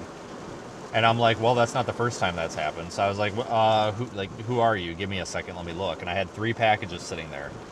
He's like, well, I'm from Unit 4. I said, okay. And I started looking at the 3 boxes. I said, no, they're all mine. And he goes, well, no, it was delivered yesterday, and FedEx says they delivered it here. And I said, well, what was it? Because the only thing that I got delivered was weather balloons, and I don't think you ordered that. And he goes, it's a giant shelf, and I was told that FedEx was here, and I saw FedEx here. Was FedEx here? And I said, well, I don't know if my balloons came FedEx or UPS. I said, I just know that something got delivered, but I definitely don't have a shelf that got delivered, buddy. I would have noticed a shelf. And he goes, are you sure? I said, yeah, buddy, I'm sure that I don't have your fucking shelf. And I go to shut the door on him, and he's like, well, are you sure that they didn't deliver it here and it got taken inside? And I said, if you're going to accuse me of stealing something, you better be damn sure I stole it. I said, why the hell I would steal shelves? I said, I think I would know if I had some shelves here I wasn't supposed to have. And I slammed the freaking door in his face. I'm like, Jesus Christ, guy, why would you come over? Like, Amazon delivers crap to the wrong address all the time, and you're going to come over here and accuse me of stealing your shelves. Like, get bent, dude. I can't stand that shit. I was like, buddy, and that's it. That was the storm. Like, it just really irritates me. Like, I am working my ass off. It's like 1,000 degrees outside. It is oppressive humidity. And this guy comes and interrupts me from what I'm doing to accuse me of stealing his package. It's like, just piss off. Like, that's between you and FedEx. I didn't take his package. But it sounds like this problem is between you and FedEx. So maybe you need to get a hold of FedEx instead of accusing me of stealing your stuff, basically. It's just so annoying. I hate people like that. I have plenty of cameras, but I'm not going to go through my cameras to prove my innocence. Like, I don't have time for that. I'm not going to prove my innocence.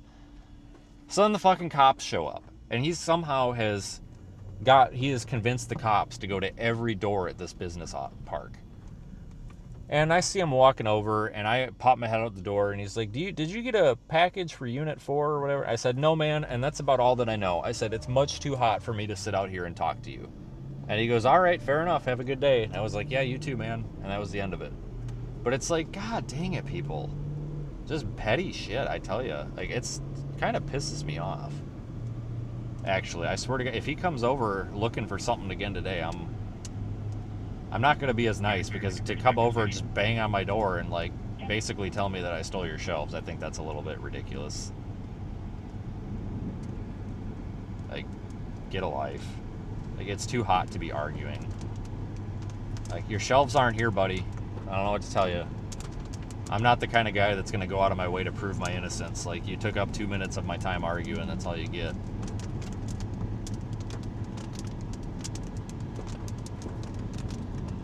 Like, he walks away and he's like, I guess I'll have to call the landlord. I said, okay, call the landlord. I don't know what to tell you. Like, I'm not stealing your fucking shelves, and I'm not going to go out of my way to prove it. Like, Jesus.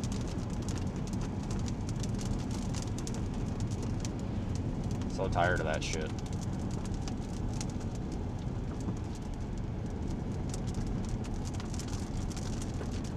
This storm is really crapping its pants. They're saying up to golf ball size hail in it, guys, but we just went through it and there was nothing. There was nothing.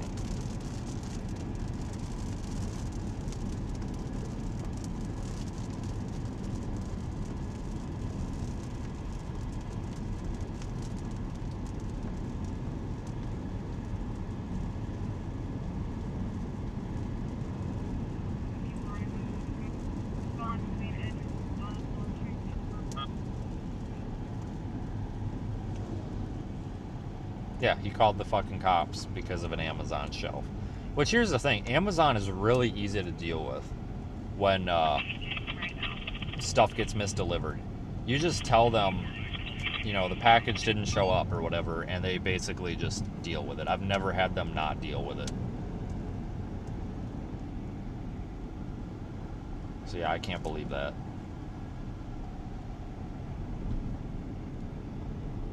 It's annoying when you have to deal with neighbors like that.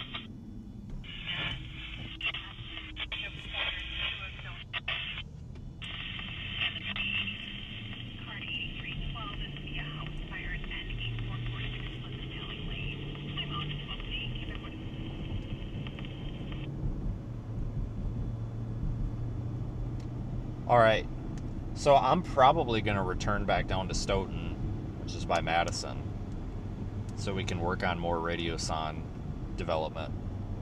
Because this storm's kind of crapping out, but we'll keep streaming for a little bit. We'll go along for the ride. Looks like we're going to keep this thing in view for a little bit.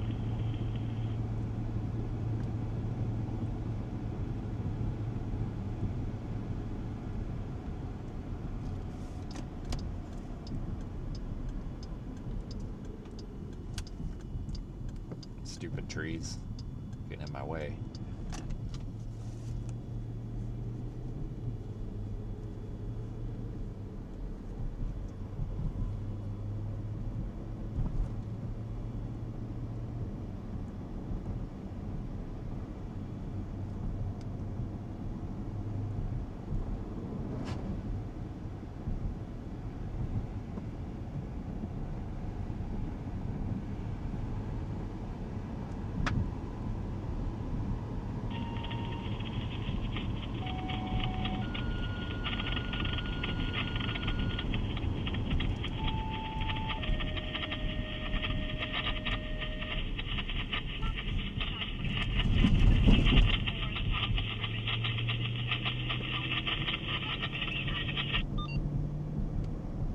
Severe thunderstorm watch remains in effect for 3 more hours. They'll probably start canceling that, maybe?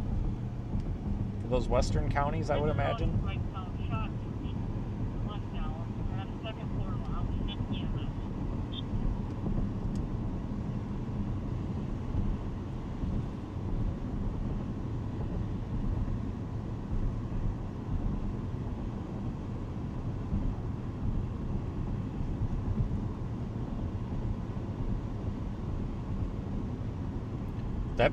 This is like just the easiest storm chase that I've been on in a long time. So I was at Walmart, and I saw the severe thunderstorm warning back when it was over there by La Crosse, and I'm like, maybe we should just go. So I went to Walmart, got my Walmart stuff, and here we are. It was so easy. I love it. Wish everything was this easy.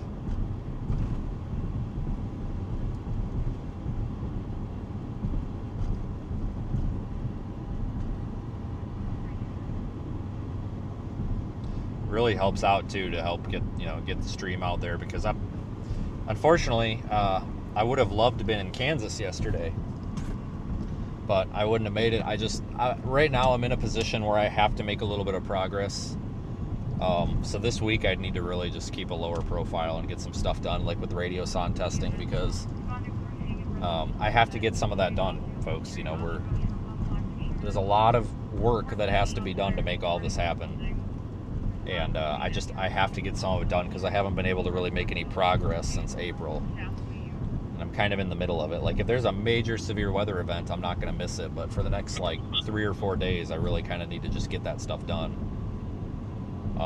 But it looks like, conveniently, for the next 3 or 4 days, there might be severe weather risks close to home here in parts of Wisconsin, Iowa, Minnesota. Which is good, because that gives me the ability to, participate in them, because I don't have to drive 12 hours. So I think there might actually be another stream later tonight. We'll see how things go. Tomorrow, possibly as well, maybe out by Des Moines.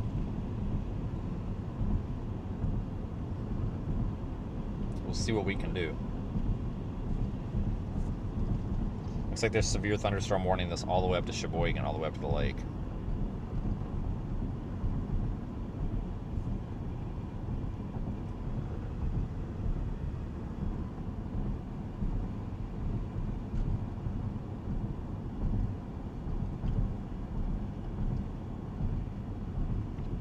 But usually this time of the year, it's pretty typical for us to get these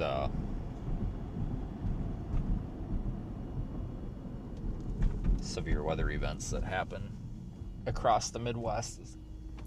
You get like a high pressure center, and it kind of slings any storm that comes from the west, slings it up and around the ridge.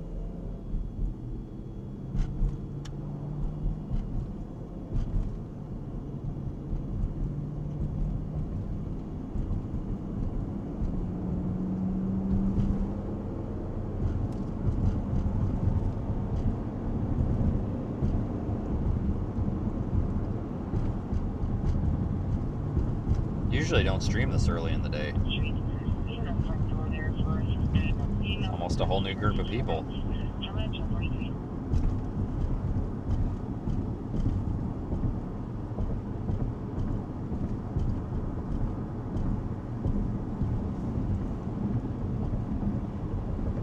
I probably should have went out a little bit earlier, but I didn't actually realize that there was a storm going on until I just happened to look at radar, and it's like, oh, okay. Because we could have been on this probably over there by, like, Portage.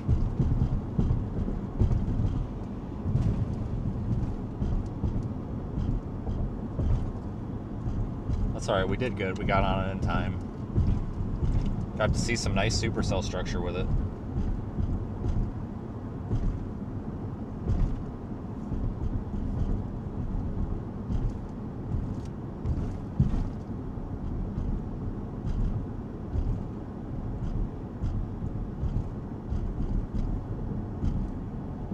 Yeah, its outflow boundary just kind of crapped out, or went south of it, kind of killed its inflow.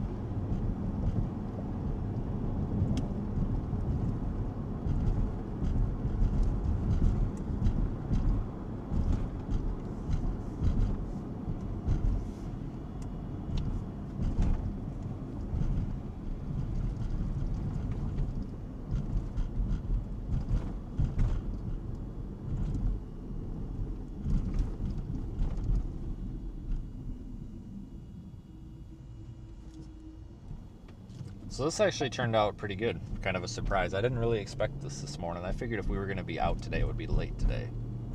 And we still might be out later today. I don't have any intentions of going to Rochester, Minnesota today.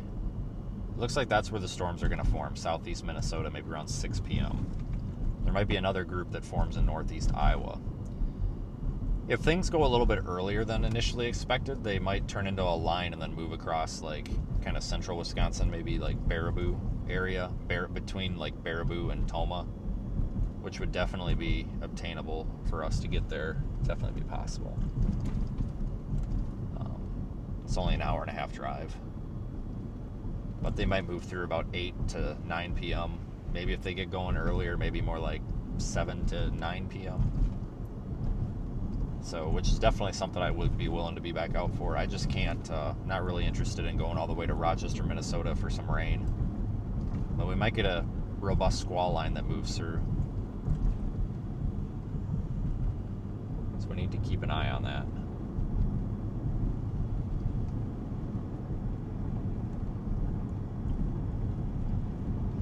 Yep, I heard that about the people on top of the Empire State Building.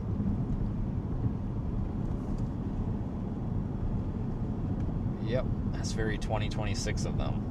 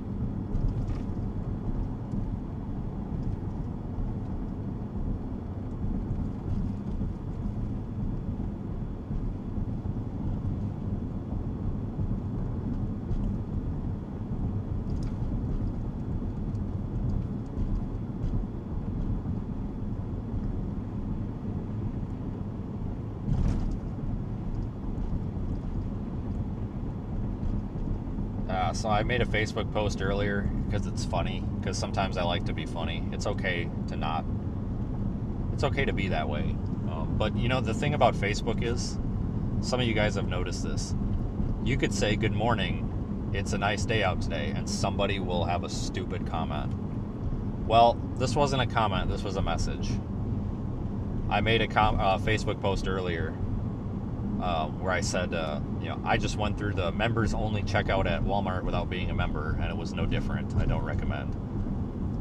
And somebody sent me a message saying that I am the most entitled, spoiled brat that they've ever met, that I think that I'm going to go there and hold up the line for people that pay $13.99 to be part of the Walmart Plus or whatever. And I am such a rotten, basically piece of shit to society and stick to weather. And it's like, okay. And I clicked on this guy's profile, and he legitimately looks like a fucking fat Teletubby. Like, this guy looks like a Teletubby with a beard. It's like, okay, buddy. All right, you're one of those. Probably a registered sex offender. Guy looks like a fucking creep. Looks legit like a Teletubby. Misproportioned head. Eats way too much. Freaking heifer and a half. So, I just goes to show that no matter what you do on the internet, somebody will have a problem with it. Like I said, you could simply post a picture of a kitten, and somebody will tell you that you're an animal abuser because you took a picture of the kitten. I'm dead serious. There's an interesting group on Facebook. Most people are quite tolerable on Facebook, but there is definitely a group of people that do not have a brain. And then I get told, like, here's what irritates me the most. I get told that the government controls all of the weather, which is absolutely, unequivocally false, because my job as a weather and atmospheric engineer and scientist is to observe and monitor the weather. We literally build instruments that the government has nothing to do with. I build instruments that don't exist until they land on my workbench as a pile of parts, and I put them together myself. 100% has nothing to do with the government, right? I send them up on a weather balloon and measure what's going on in the atmosphere. And I can tell you, based on what I see with my own eyes, the government is not controlling the fucking weather. And I get these messages all the time about people telling me that I'm a piece of crap and how dare I. And it's like, I'm telling you folks, I'm sorry if it hurts to hear this, but as somebody who is independent, has nothing to do with the government, and literally builds my own instruments to monitor the weather, I can tell you 100% without a doubt, the government is not causing the fucking tornadoes or the hurricanes, period. Jesus.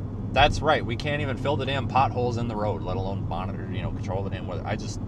There's always that group of people, and they get so freaking mad at me, and they call me a piece of shit, and what a piece of garbage I am, and it's like, I really don't want to hear about how right you are about the weather and how wrong I am until you can explain to me in great detail how everything that I do works, because you need to understand the atmosphere and how if we're supposedly spraying the government or the clouds with government cloud seeding stuff, the amount of cloud seeding that would actually have to happen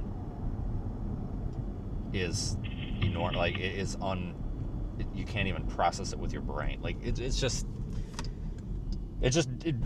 scares me that we have people out here who are so misinformed but think they're so right, and these are people that vote and make decisions in our community. There is 100%, cloud seeding is 100% a thing, but not the way that you guys think. The earth is not flat. That's another one. I get the flat earthers all the time too.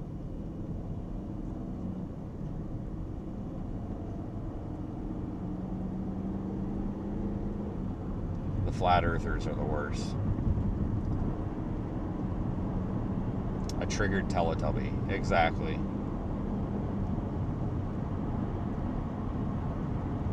I'm telling you folks, there's never a dull day on the internet. If you're bored, just scroll Facebook.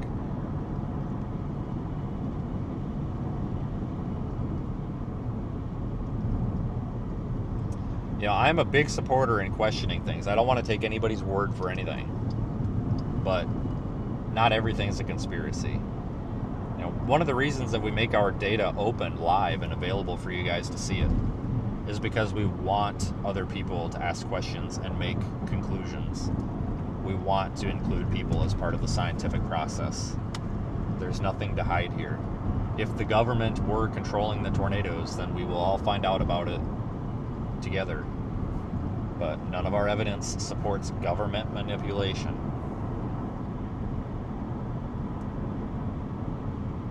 Vote with your brain. Oh, wow, let's not talk about using our brains now. That might be a little too much to ask. Well, Milwaukee, you ain't gonna get squat. You might get some storms down there later. This thing, we just turned around and left it because it's toast. You're welcome to stay, though, because we're just talking about crazy people going down 151. Milwaukee, you're not gonna get anything. You ain't gonna get squat. This thing's heading toward Plymouth. It's going to go out to the over the lake by Sheboygan. They're saying up to 2-inch hail. There's a couple of reports of 1-inch hail on it. I don't know if it's actually going to be 2-inch hail or not.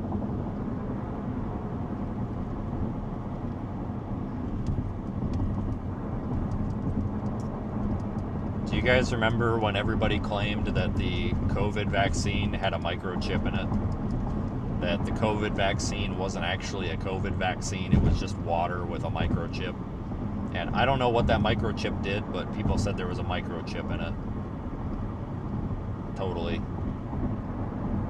I mean, I'm just going to say this, folks. If we were actually microchipping people, why would we use the COVID vaccine when more people got the flu vaccine than they did the COVID vaccine? Wouldn't we just microchip the flu vaccine?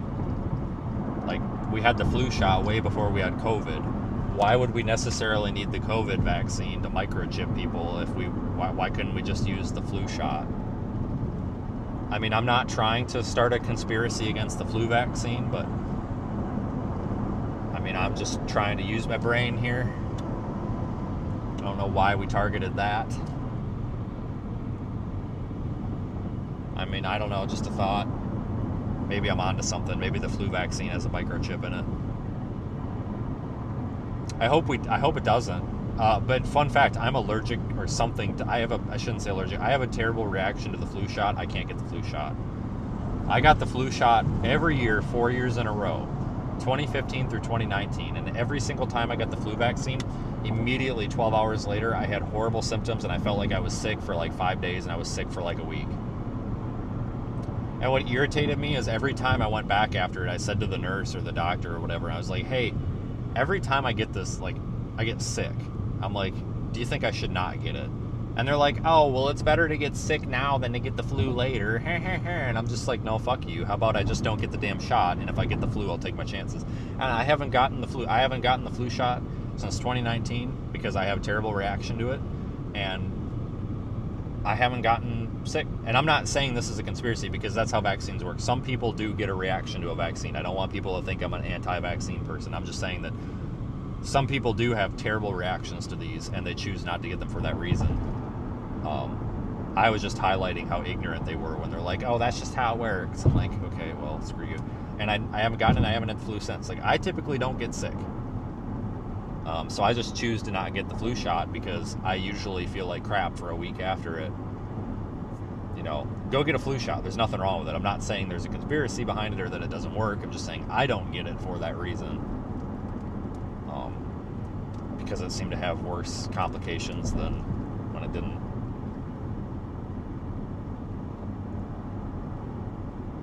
Yeah, that's right. So, like, I have that too where people... So I used to get... During the COVID time, I got asked a lot, well, have you had a flu shot? And I'm like, no, I haven't. And people would get upset with me, and it's like, I don't want to get it because it makes me feel like garbage. And that's just a known thing with the flu vaccine. Like, it's actually recommended that if you have a bad reaction to the flu vaccine, not to get the flu... Don't get the flu shot. If the flu shot makes you feel like crap, it's a totally voluntary, thing. You don't have to get the flu shot. Any doctor that I ever worked with said the same thing. Like, if you don't want to get the flu shot, don't get the flu shot. Like, if it makes you feel like crap, don't get the flu shot.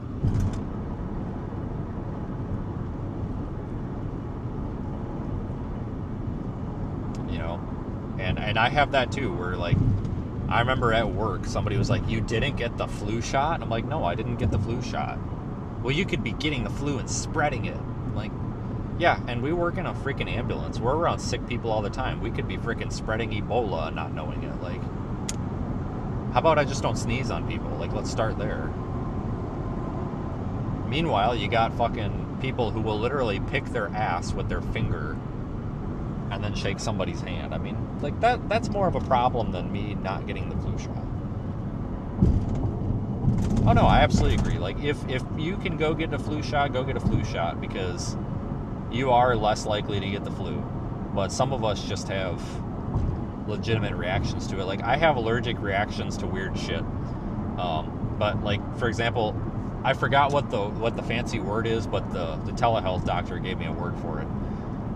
But I have a severe reaction to basically any insect bite or puncture. And, like, if I get bit by a mosquito, like, I get a 3 inch by 3 inch patch of, like, purple on my arm for weeks. It's horrible. And it's just a reaction. But, like, some people have weird reactions to things.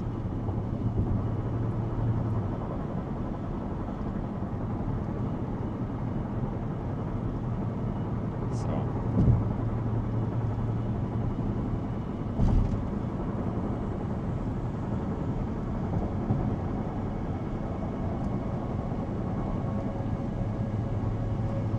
I get bit by mosquitoes all the time. All the time. Some people don't, and that must be nice. But I can't use bug spray because I can't use anything with DEET in it, because apparently the DEET makes me break out in a rash. Every damn time I would spray myself with something that's got DEET. I can spray my clothes, but if I spray it on my skin, it's almost like that wild parsnip crap I was telling you earlier.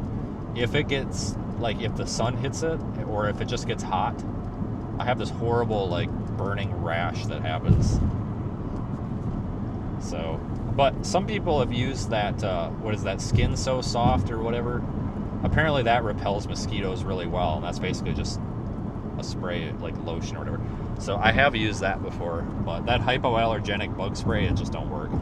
So I try to I'd never wear shorts, I always wear pants. But if I'm going to be out in the bugs, I just spray my clothes with, like, as much DEET as I possibly can. I want to poison them little suckers. But if I spray it on, if it's not like directly sprayed on my skin, I'm okay. But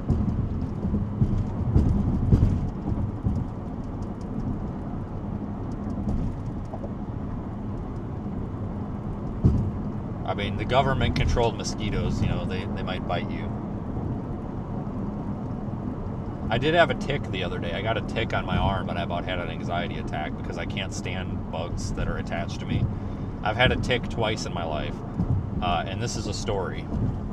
We're in a hurricane, getting ready for a hurricane, and this tick bites my stomach somehow, and I'm about to freaking have an anxiety attack because I cannot grab it. That's disgusting. So I have a knife and a gas station bathroom, so I'm gonna make do. So I'm trying to scrape this fucking thing off of my body, and I can't get it to scrape off. And I'm starting to freaking freak out. So I take the tip of the knife, and because I can't grab onto it and pull it out, I'll pass out. I have to dig the fucking thing out of my stomach with my knife. And I'm just like cutting myself up, I'm bleeding, and I'm just like, Jesus Christ. So, like, I'm doing everything but getting this thing off me. I finally get this stupid thing off of me. And I was so pissed at it, I take my knife and I'm stabbing this motherfucker in the gas station sink. And I'm just like, die, you piece of shit. Go to hell. So that was my gas station story about the tick. And then I had the tick the other night, and I get to the hotel and it's on my arm. And I'm just like, oh my God, get off of me. Foreign object. Like, go away. So I take my credit card and I'm trying to scrape this bastard off with a credit card. And I finally get it off with the credit card, and I drowned it in the sink. Get the hell out of here.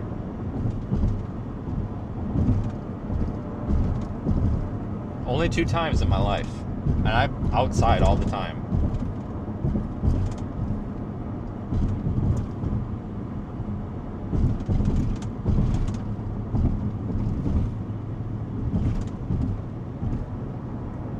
Never had a problem with ticks.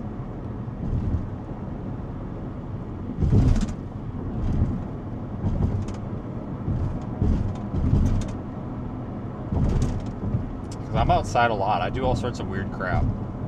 Like, the outside doesn't bother me, but like, I don't do bees and I don't do spider webs. Spiders themselves don't really freak me out that much, but spider webs creep me out. And I sure as hell don't do bees.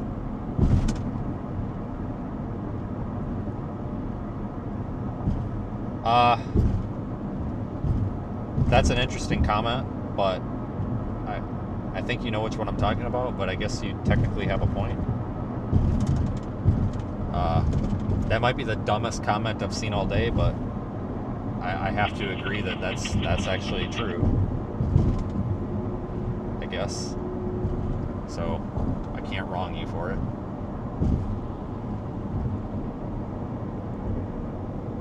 Wasps are crap, I agree. They can go to hell.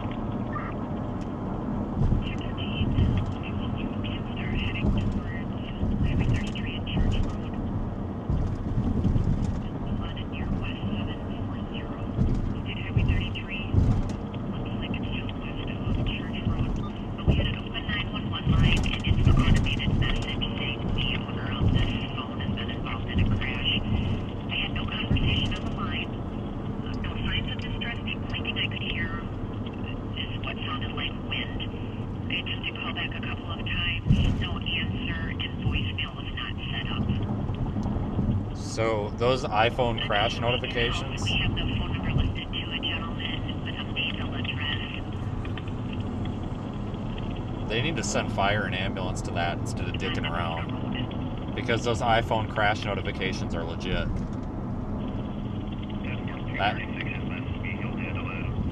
They should just be automatically sending fire and ambulance to that. That's ridiculous.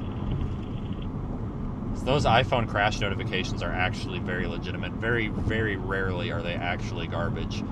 When they first started, they were kind of crap, but now they are so good because of the accelerometers and stuff in the phone that they have. It is very difficult to falsely trigger one of those iPhone crash notifications. That very likely is an accident. Most jurisdictions, most call centers, if they get one of those automated iPhone crash detection things, they just automatically send fire and EMS, which is how it should be. All right, illegal lane change. Go. Sorry.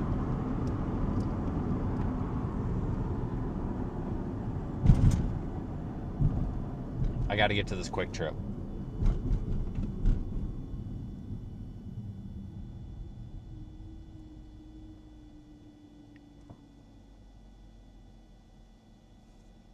Is it true you American guys hate immigrants? Oh, yeah, totally. I mean, no Canadians allowed here.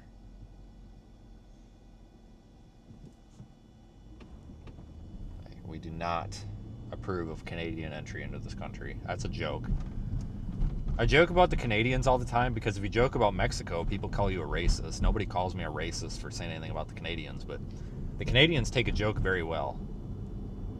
I can make a lot of fun of the Canadians, and they seem to be very good-spirited people. Canadians are like Americans, but they don't have guns. They have health care, but they don't have freedom of freedom. They're like Diet America. We appreciate our Canadian folks. Without Canada, we would not have America or something. Like, I feel like that's some sort of inspiring thing that I could say that would just bring everybody together, but I don't know. We like Canada. Hey, last time I was here, it was a frickin' blizzard. You guys remember that? And that snowplow guy almost hit my truck. Your healthcare isn't that great. Okay, breaking news, everybody.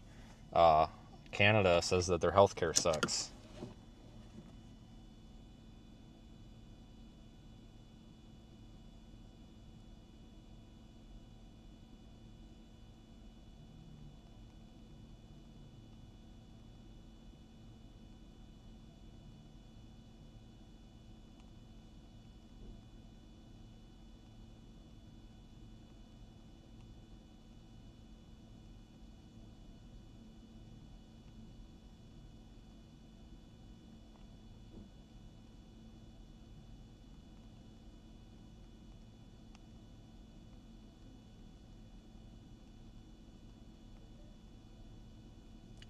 All right, this is pretty cool. So some guy named Mike is sent me an email about something that I actually think is working, but I think it's a user interface issue where I didn't make something as clear as I should have in the user interface.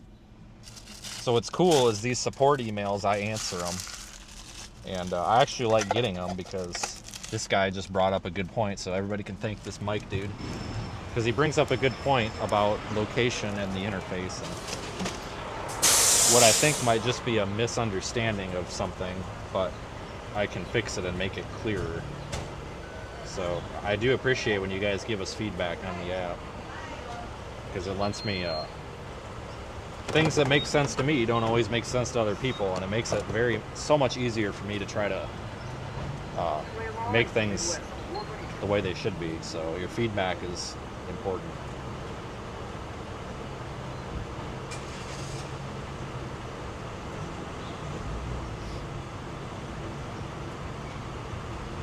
Sounds like there might be some confusion over the location button, which now brings up a valid thing here because I can see the confusion. So a couple of user interface updates are going to be coming to the app later tonight. So everybody can thank this guy named Mike because he just kind of found one that I don't think is an issue, but I think it's going to be an issue if we don't do something about it. So go ahead and send me your emails, guys. We want to hear it.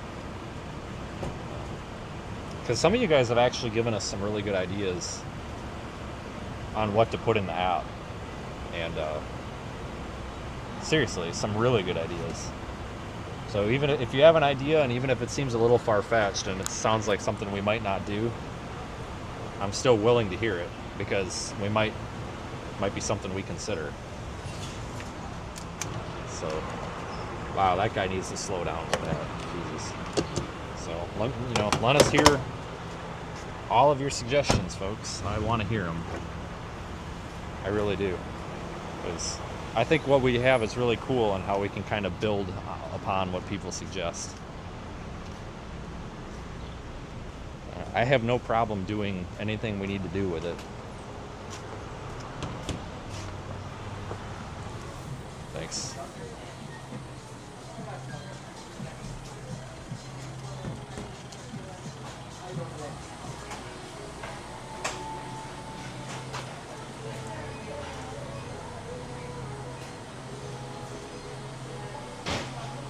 Okay, I'm buying these.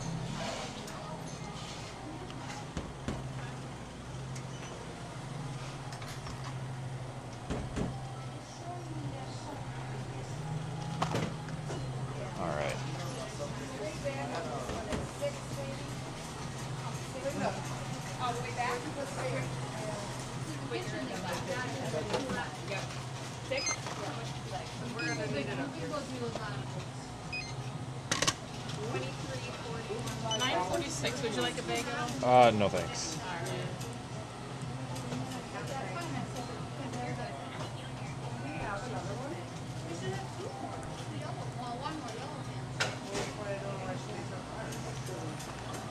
All right, you're all set. Thank you so much, time. All right, thanks. Have a good one.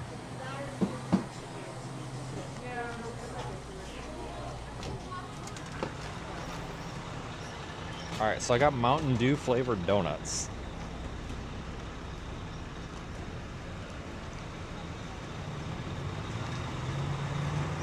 Totally an impulse buy.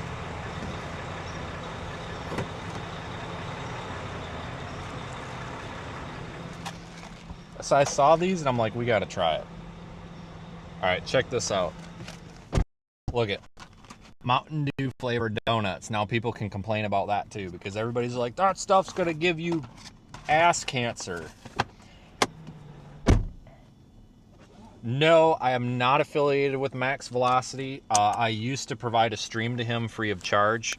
I told him that he could have our live streams for 6 months free of charge, and after that we would have to negotiate.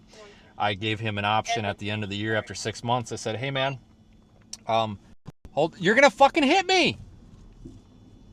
Dude, what the fuck? Stupid bitch, Jesus Christ. God bless America. If I wouldn't have backed up, she would have clipped me. Jesus Christ, take your fucking driver's license away. Take your trailer hitch away. Holy smokes, this guy's never towed anything before in his life. Holy shit. If I wouldn't have backed up, he would have clipped the front of my brush guard.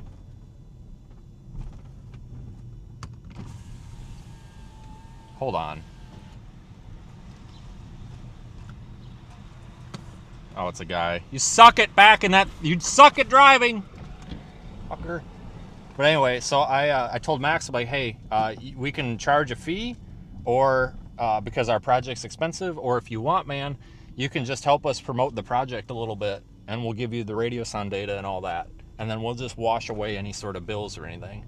And he said he didn't want to promote the project because he felt like that the GoFundMe funds were being misappropriately used, basically putting them in my pocket. So that's when I said, no, all right, man, you just do your own thing. I don't want anything to do with you. So no, I'm not. And that's the honest answer. That's the professional answer. That really burned me. You know, we're out here working our asses off and you want our stuff for free. And then when I give you a free option to continue using it, you tell me that it's an inappropriate operation. No. I don't play that game. I can't recommend any of these damn YouTube streamers anymore. It sucks that Freiburger quit. And I get it. You know, it was hard for him. These guys screwed him over, but it sucks because Freiburger was like the only one that I liked. Because he is good. I mean, he's not... I liked Freiberger because he's not a clickbait, arrogant jerk. I got to get one of these donuts out and try it. Holy shit, these are really good. You need to go get some of these.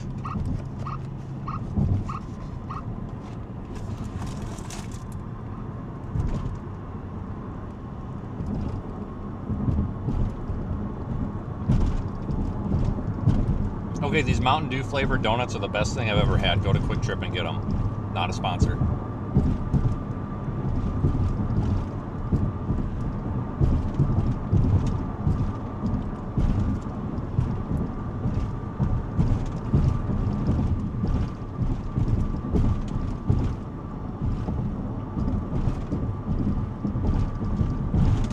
Yeah, if Freiberger ever wants to start streaming again, he can have the stream. I'm not going to charge him. He helped us out a lot.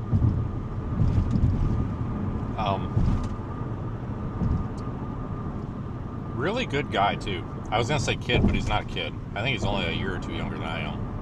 But he would, like if we were doing a balloon launch or we had data, he would always show the data. Like he was trying to teach people something with what we were doing. I think that's really cool.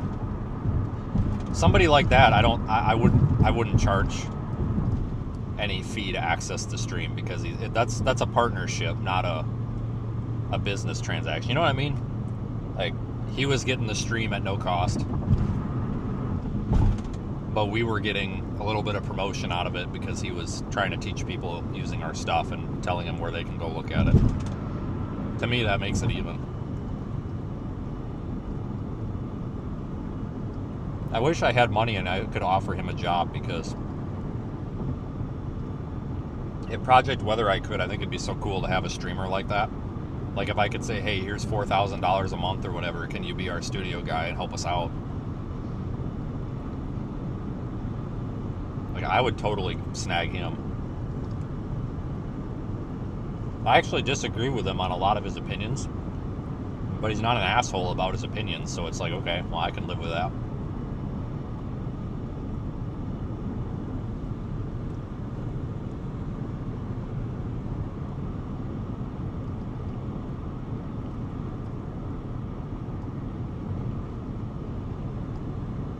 I like Evan. Hopefully he can make a comeback here, because it's tough.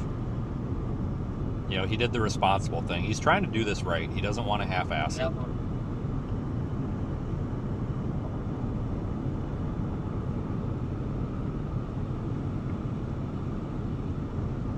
I actually like Weatherman Plus. I know some people don't, but I actually kind of like the guy. I've talked to him.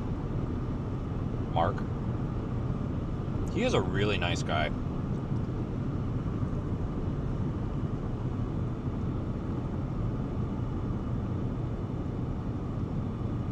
You got timed out for saying Happy Pride. Okay, Happy Pride. There we go, ban me. I guess we're both banned now.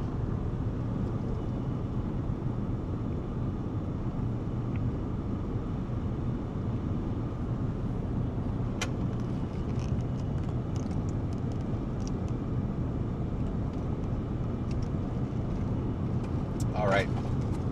So there's some storms forming in northeast Iowa, so we're going to stay live for a little bit because I'm wondering if by the time we get to Madison, if those storms are going to go off and we're going to just keep going to them.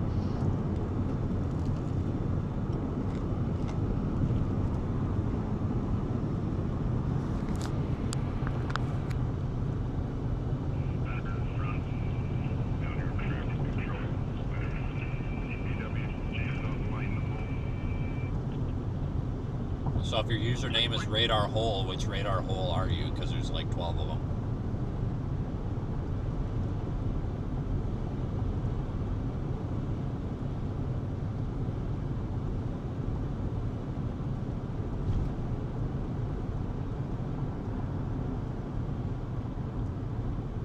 Oh no, I know what you meant about the chat. I know.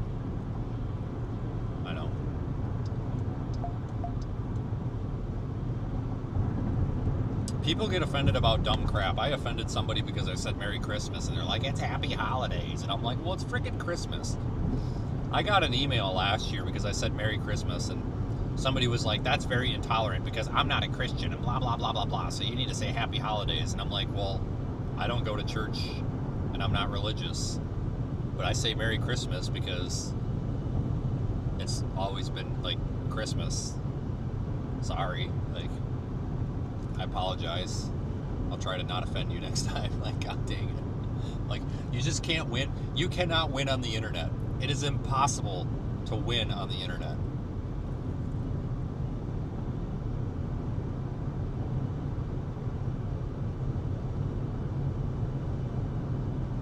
The problem with Evan is to see your comment. It's not that he doesn't want to do this. It's just he doesn't make any money doing it. And he's not doing anything wrong. He's trying to pay his people. Tries to pay his chasers. What happened is a lot of his chasers got yanked away from him by Max and Ryan on exclusivity agreements, which was bullshit.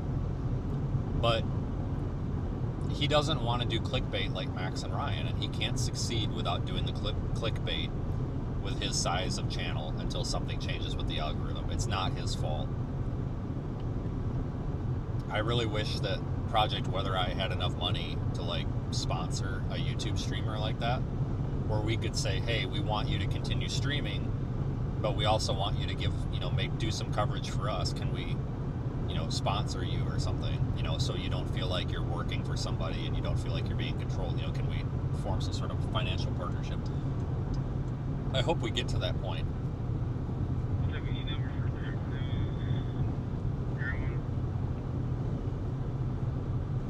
Yeah.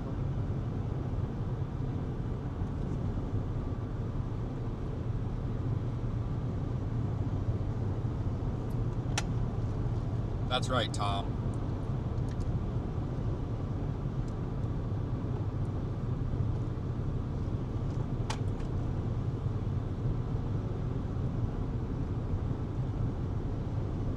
How are the Wisconsin Dells water parks? Do you want the honest answer? They're a scam. They suck.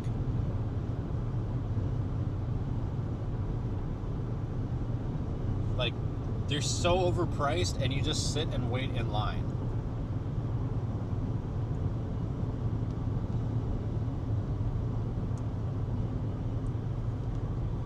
Like, anytime I ever went to the Dells, you just wait in line.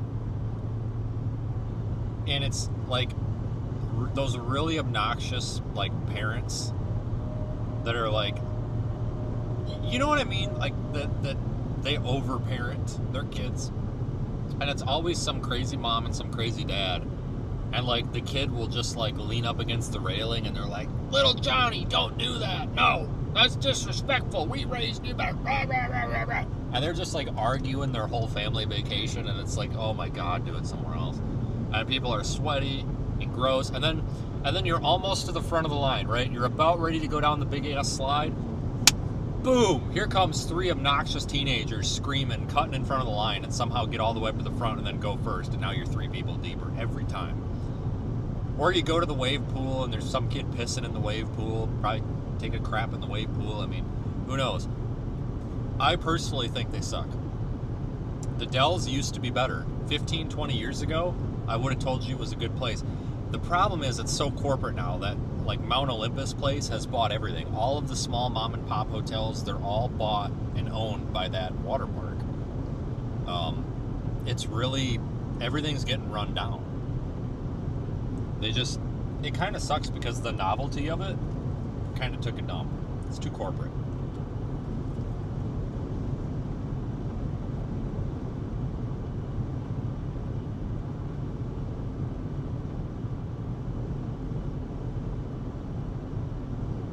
Yeah, it's really kind of taking a dump.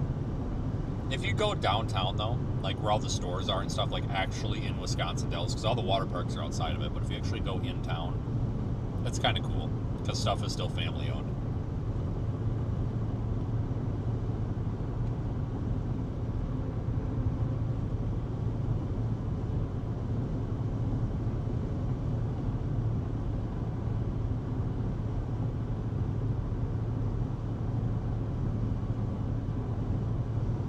Denver EMS has been paged.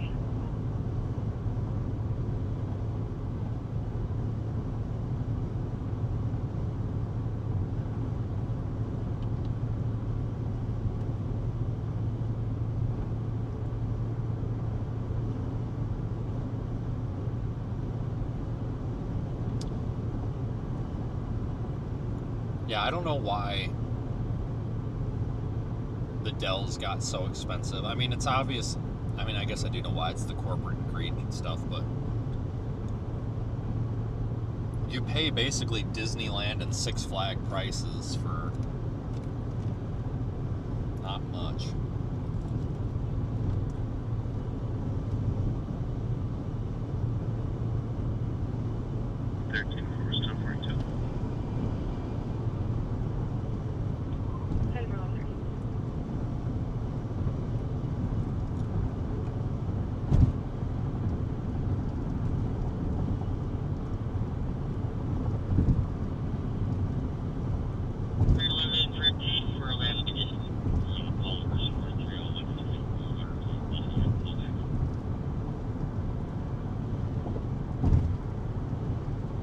So I see that storm over there, like northwest of Dubuque.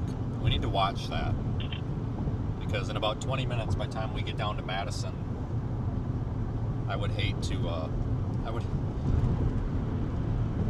would hate to shut down and then. 1339, County via Victor. North 11339, County Road via Victor, cross will be Highway 49 and Malera Drive. We have open 911 line. Could only hear music. No talking. Have to call. No answer. Voicemail message was last elevated. Female party more than 64 that died in being a level.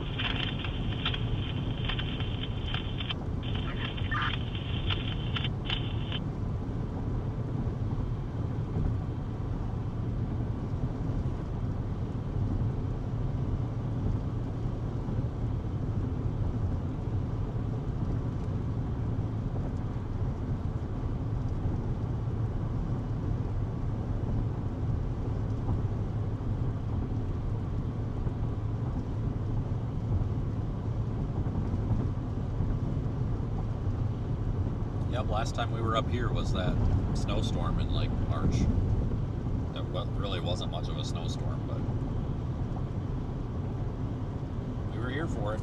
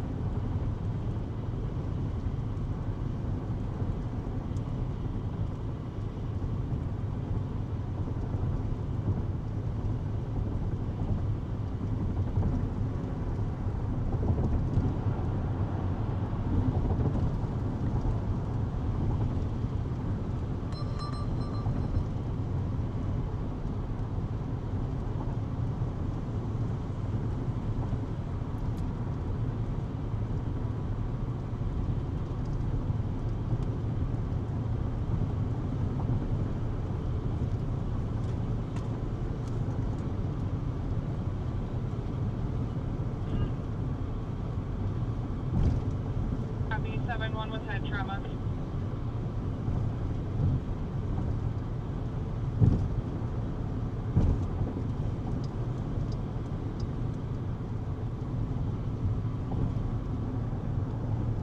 Yeah, HRRR, I don't know what to think of it. It's definitely been struggling.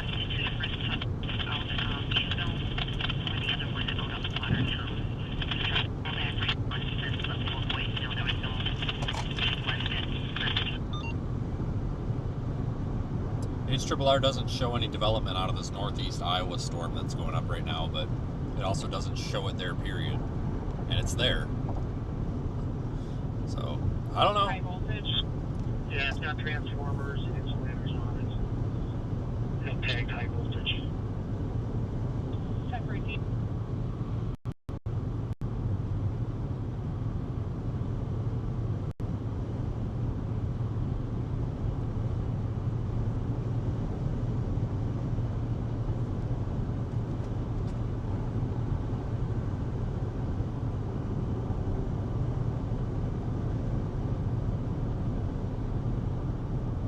Yeah, thanks for joining, everybody. I've noticed maybe we need to do this more often. It seems like if we stream 1203. at different times of the day, like if we change it up, it doesn't have to be a certain time, but if we change it up, it seems like we get more people. I wonder if YouTube just does a better job of promoting it or something if you do that. The other day we had like 200 people watching a severe storm, and now we've got 1,000 watching us go down 151, so interesting. Thanks for being here, people. So even if you're not a financial supporter of what we're doing or the project, watching the live stream does help, so you're still part of it. Issues with the HRRR as well. I did just put the hold on a minute, why are we dropping frames? There we go. I did just enable the 15-minute HRRR in the Weather Eye Live app. For some reason, the 15-minute HRRR has been doing a little bit better than the regular hourly HRRR. I did just install that feature.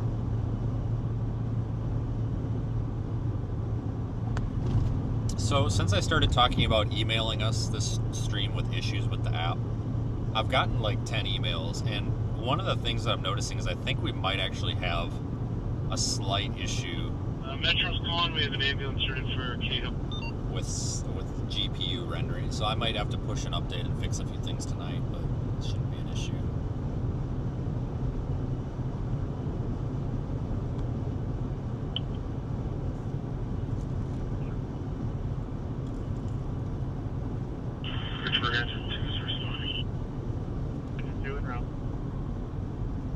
Come on over.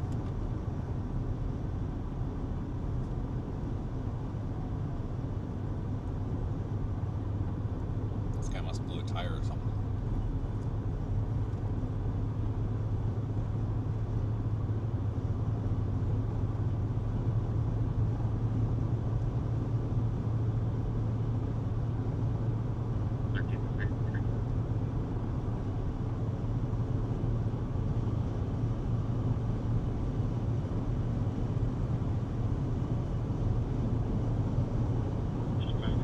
Also had quite a few people watching in Radar Omega earlier, so we appreciate that too.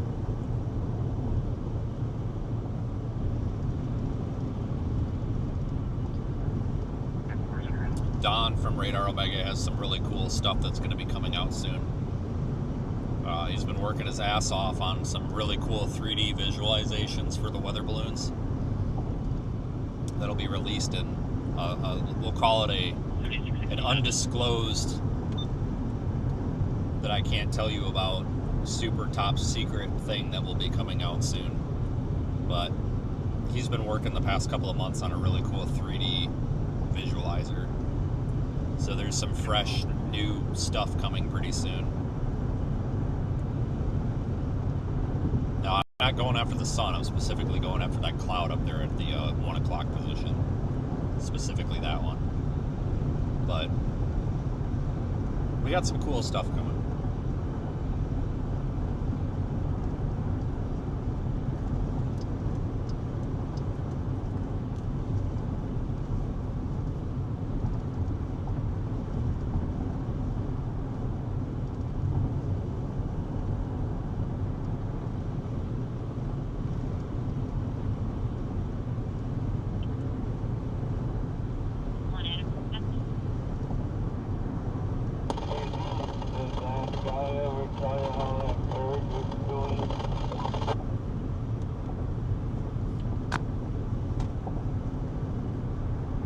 Yeah, we still interface with Radar Omega. So, here's the deal. I don't get paid by Radar Omega at all. I have a partnership with the company that supports Radar Omega. And my job is basically to innovate and develop things. I don't get paid to stream in the app, and I'm not paid to say anything about Radar Omega. So I'm actually glad you bring that up, because I think some people might be wondering this. I am not paid in any capacity to stream or do anything with Radar Omega. we use Radar Omega in the field. At one point when I was newer at this, like 5 years ago, I was sponsored by Radar Omega. They gave me a very generous actually, I'm going to flat out say it because I'm going to show you guys the support that these folks have given us.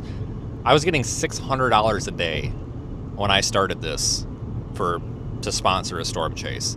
These folks wanted to really build up what we're doing. I remember when I started, I went down, Don messaged me and he's like, hey, get your ass down here, we want to sponsor you. And I go down there, we install a weather station on the car, and he's like, so what's a good day rate? And I was like, honestly, man, I don't know. I'd never met this guy before in my life, but I got a good feeling about him. I'm like, yeah, these guys aren't here to screw anybody. So I was like, I don't know, what is fair? He's like, how about 400? And I'm like, that's more than I was going to ask for. I'll take it. And he was like, well, that's the wrong answer, but sure. And I go out. They paid me for 4 days in advance, just to prove they were serious. 2020 or whatever year that was. And I'm out. And after the first day, I was at 600. And I was like, you said 4. And they were like, no, we like what you do. We're going to make it 6. And I'm like, okay. And the reason that they were paying me that was to make it easier for me to be able to achieve what we're doing out here at this point, because they saw that there was potential, and we discussed all this, that within a couple of years there was going to be potential to do something like this, and here we are. This has been a plan for years, and that's how they helped with it, because I've been building up to this for a long time. A couple of years ago, I did some things different because my focus needs to be more on what we're doing, so I'm actually not sponsored to say anything about Radar Omega. And I never was told to say anything about Radar Omega before. I was told to give it an honest review. If I didn't like it, so be it. I was never paid to say anything about it. So the reason we use Radar Omega is because that's what I like to use. I genuinely like to use it. I'm used to it. I've been using it since 2019. I'm used to it. I like it. And what I do now, my job is basically to just build and innovate things, right? Like with what we're doing. And then that's more data. I'm not, if I turned off the live stream right now, it would mean nothing, I choose to stream into Radar Omega and tag them and interact and say all these good things about them because I truly do believe it is a good company. A couple of things that are floating around on Twitter, there's a bunch of guys that are like, oh, we didn't get paid, blah, blah, blah. I'm going to tell you this, guys. There's a long backstory to that. It has to do with a third party. It's got nothing to do with Radar Omega, and it's a YouTuber that stuck his foot in something it shouldn't have been in there. Let's just leave it at that, put 2 and 2 together. I've never missed a check. Never. And neither is anybody that has mattered. What I would kind of say in response to this is, do you guys remember when my vehicle got broken into in California and all my streaming stuff got stolen? Do you know who paid for that? Because it was my insurance deductible, or my insurance fee or whatever would have been really high. It was just cheaper to replace the stuff. You know who paid for that? The folks at Radar Omega, because they wanted to make sure I didn't miss anything. I didn't have the money, and insurance was going to be too expensive. They took care of it. Do you guys remember when my power steering went out in that one Tahoe, and I was down for like a week, but I wasn't? Do you know why? That's because Radar Omega provided me with a vehicle to go do my job, to make sure that we could still be out here. Meanwhile, didn't ask me to say a single word about them. They provided me a vehicle to make sure that we could get the job done. Countless times they've helped us out on this channel. The hurricane packs, all the cameras that we built last year, those like 50 camera packs, Radar Omega paid for 3/4 of them. They support what we do, and that company wants to see us build cool stuff. And I've never seen them treat anybody wrong. I just haven't. I see the internal workings of this company, and I see both sides to conflicts, because I'm technically not internal, but I'm technically not external, and I see both sides to conflicts when they happen, and I'm sorry, I just don't see it in favor of the other party. And I just, there was a gentleman who used to work with Radar Omega who doesn't speak anything ill about them anymore, but he was let go a couple years ago, and he was given a month of pay and a car. And he doesn't speak any ill about them, probably because that was all done. This guy literally got a month of pay You're really not going to move over for that cop? You piece of shit. This guy literally got a month's worth of pay as a severance and a car. The guy had a company vehicle and they said, here's the title, here's your car, just keep it. To me, that doesn't seem like a business is trying to con people. That seems like a business that wants to do things right. You know, that's why we work with and integrate with Radar Omega, because I actually like these guys. Like, when I was in that accident in South Dakota, I had the CEO, Mike. I don't know if he's watching. Hello. Mike was on the phone with me 10 minutes after it. Oh my God, are you guys all right? What do you need? And I'm like, I don't know, I'll call you back. And then I had 2 other people from Radar Omega that were on the phone, like, what do you need? And I'm like, I don't know, I'll call you back. And I call our CEO back and I was like, hey, this is what's going on. And he's like, well, hold on, do you need a rental car? Do I need to get you guys a rental car? And I'm like, no, because my car is drivable. I think I'm all right. He's like, oh, are you sure you don't need a rental? I will get you a rental. I'm like, no, man, it's good. That's not a shitty company. That's not a scamming company. That's a company that when people are decent to you, they're decent back. They give you, if you give them a little bit of decency, they will pay the decency back with interest. But I'm sorry, I don't believe a lick of these damn kids that went to the Max Weatherfront bullshit, that want to sit there and do nothing but trash talk Radar Omega. I'm sorry, I can't believe any of their story when I've seen the internal half of it and the external half of it. The internal half of it checks out, the external half of it doesn't, and these jokers do nothing but go on the internet and air their dirty laundry. I'm sorry, that's not being decent, and that's why they're not getting decency back with interest. They're getting professionalism back, but they're not going to get decency back plus interest when you treat people like that. It's so rotten. And I know some other people have, these guys are so rotten and entitled. And they're like, oh, Radar Omega ran out of money. No, Radar Omega did not run out of money. Radar Omega just did not see a whole lot of return on investment value to pay $30,000 a month with fucking storm chasers that are ungrateful and don't want to work with them. And that's not their words, that's mine. I'm sorry, Max's storm chasers did absolutely nothing to promote that damn app. They didn't. They didn't go out of their way to do anything. They didn't do anything. Like, if you look at like Nathan or John or any of these other guys that still stream with the app, they're interacting with it. They're teaching people how to use it. They're doing something cool with it. But these freaking kids, like, they don't even use it. I'm like, what's the point of that? Like, you're not, I don't know. I don't understand what the issue is with a company saying, hey guys, we're not going to be doing this anymore because it doesn't make sense for us anymore. Why does that make them a bad person?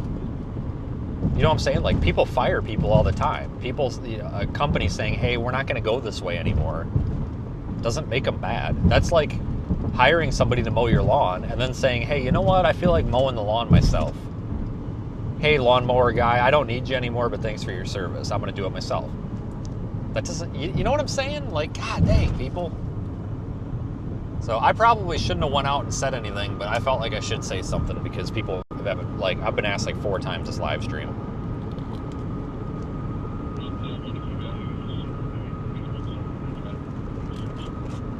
That's just it. And I'm a dick, guys. I'm an absolute jerk. Because I have no patience.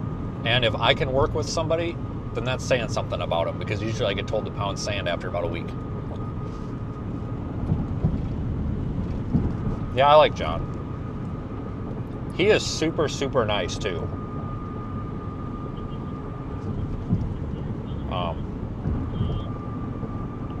Like, he went out of his way to come talk to us the other day to see how things were. He's just a really good guy. I like John a lot.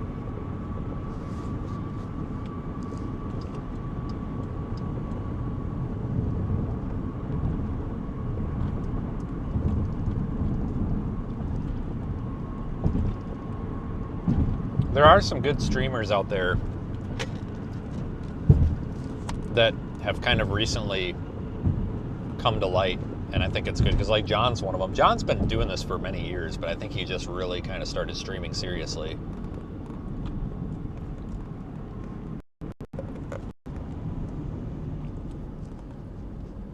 And I think that's good because I think there's safety in numbers. The more of us out here that are doing it the right way, you know, the smart way, the responsible way, the intelligent way, I think the better.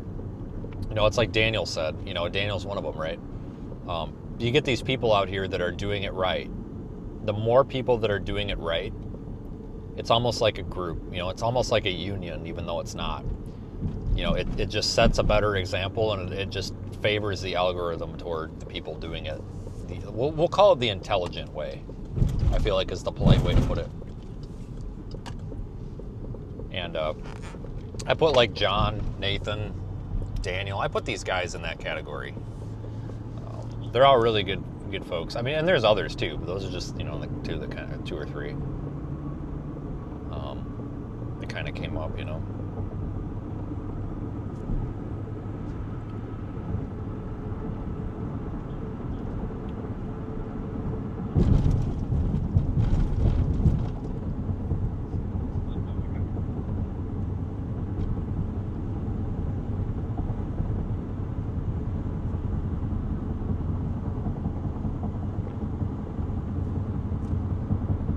Welcome to Madison, everybody.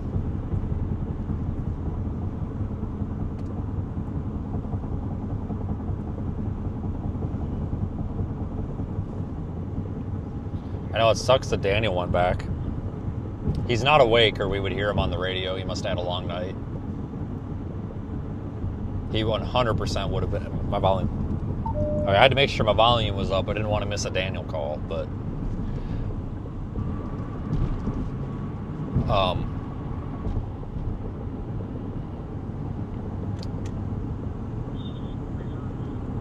it sucks that Daniel's going home. Like, I don't know what we're gonna do. You really get used to having him around, because like it really is kind of like, it seriously is a little bit boring when he's not here, because I mean, he's kind of a little shit starter. Not in a bad way. But he's definitely entertaining when he's around.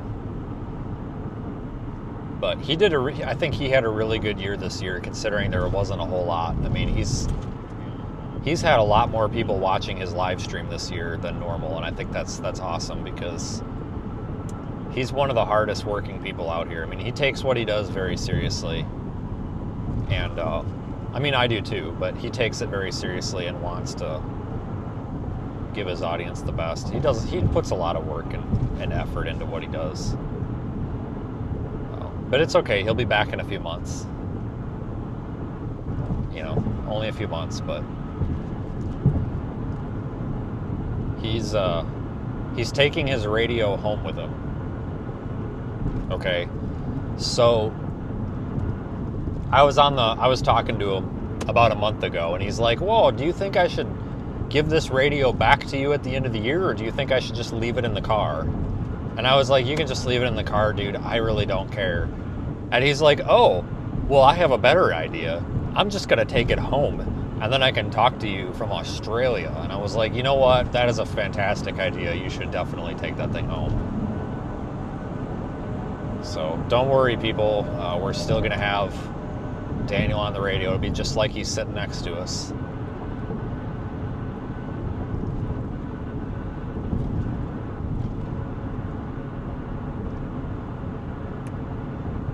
He can tell us all about stuff. I don't know. But he really did have a good year. He had a lot of folks watching. It seemed like a lot of people finally paid attention to what he does, because last year and the year before, a lot of people on YouTube were just overshadowing him, which isn't fair, because he does a better quality production than most people do.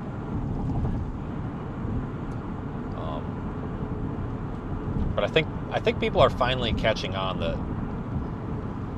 he's worth paying attention to, because his broadcasts are high quality. I mean, he puts as much, if not more work, probably more work into them than I do. A lot of money and a lot of time goes into stuff like that, and it's constantly improving, you know.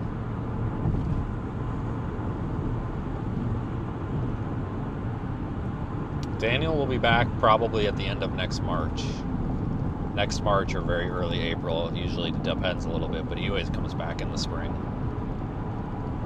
He leaves on the 4th, but I think he's driving west. I don't know if he's out there yet or not. I actually haven't talked to him for a day or two, which means he's extremely busy. Like, if I don't hear from Daniel, then he's really busy.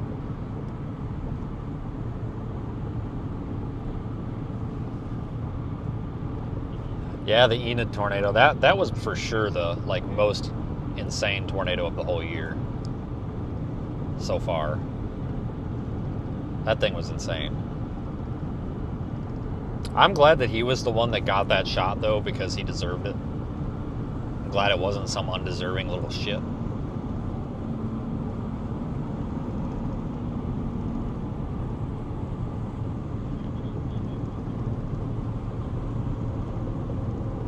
I'm going to miss Daniel's car more than I'm going to miss him, though. I mean, I still miss him a little bit, but, like, I really like the car. I like seeing the car. Like, honestly, if that car ever dies, I think we should just mount it to a trailer and just pull it around with a different car. Like Daniel can just sit in it, and then whoever's driving the truck pulling the trailer, he can just tell them where to go. Like, it'll be basically the same. I think that's what we should do if it ever dies. Aaron's a good chaser. The tornado, yeah, he got that one in Canada. I like Aaron. He's deserving. He's a really good guy. Doesn't play into the bullshit.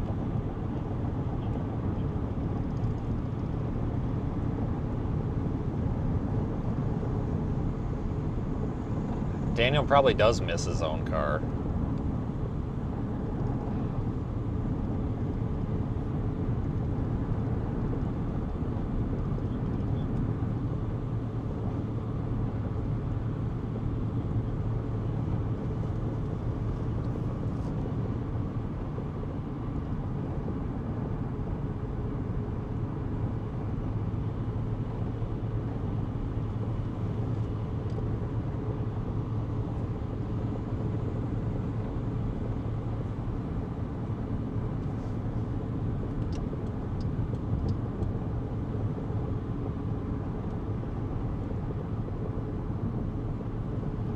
Not as hot today. I got 92 degrees. The other day it was like 100 something, but it is oppressive out here.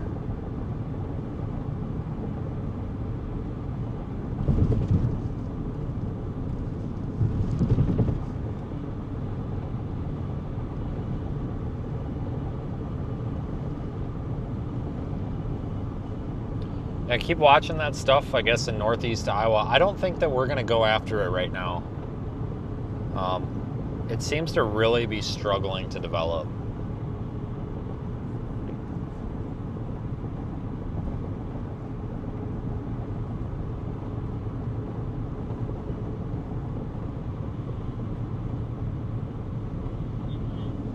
Those might develop once they move into Wisconsin, though, but they're just going to take a while. Usually with these really hot surface regimes and stuff like this, they will just struggle for a little while to develop.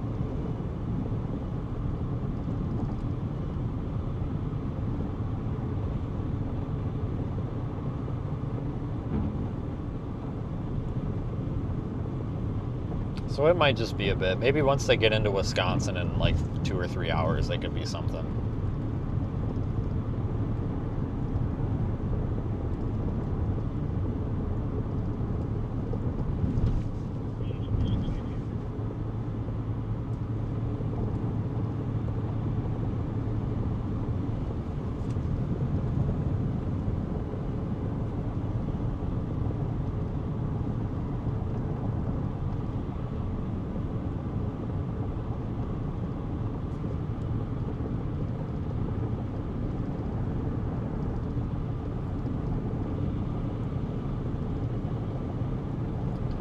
So if you guys are looking, it's that stuff down by Dubuque and Manchester.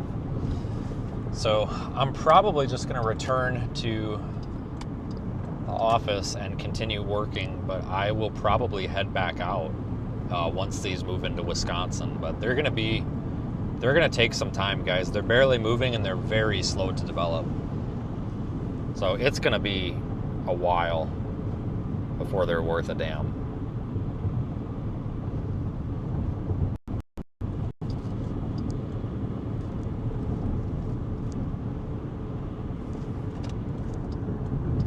So I hate to kick everybody off of here, but I guess I'm gonna wrap this up. I feel bad. We got a bunch of people actually watching and kicking everybody off, but everybody's got to leave. I don't care what you do, but I guess have fun doing it. But I do appreciate everyone being with us so far. This was actually kind of fun and ended up being drawn out a little bit more than I thought.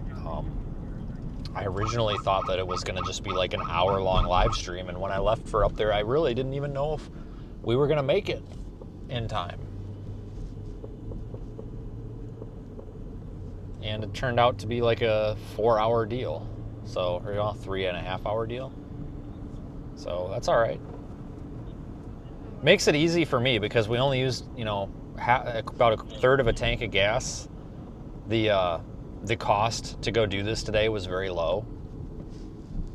It cost me a little bit of time and a little bit of gas, but nothing more than that. So, but we had a really good audience today and got some subscribers and stuff like that. So it, I guess it means that we kind of made a profit today, even if it's not a financial profit. It's a follower profit, if that makes sense. Like, we just got a lot of people on here watching, and this was a good one to do it for, I guess, because I didn't have to really spend any money to do it. A little bit, not a lot. I probably spent $20 in gas to do this. And yeah, I lost some time, but nothing that I'm doing right now is gonna hurt by missing 3-4 hours. So I probably will be back later, but once these storms cross the Mississippi. Thanks for watching, everybody, and I will see you later.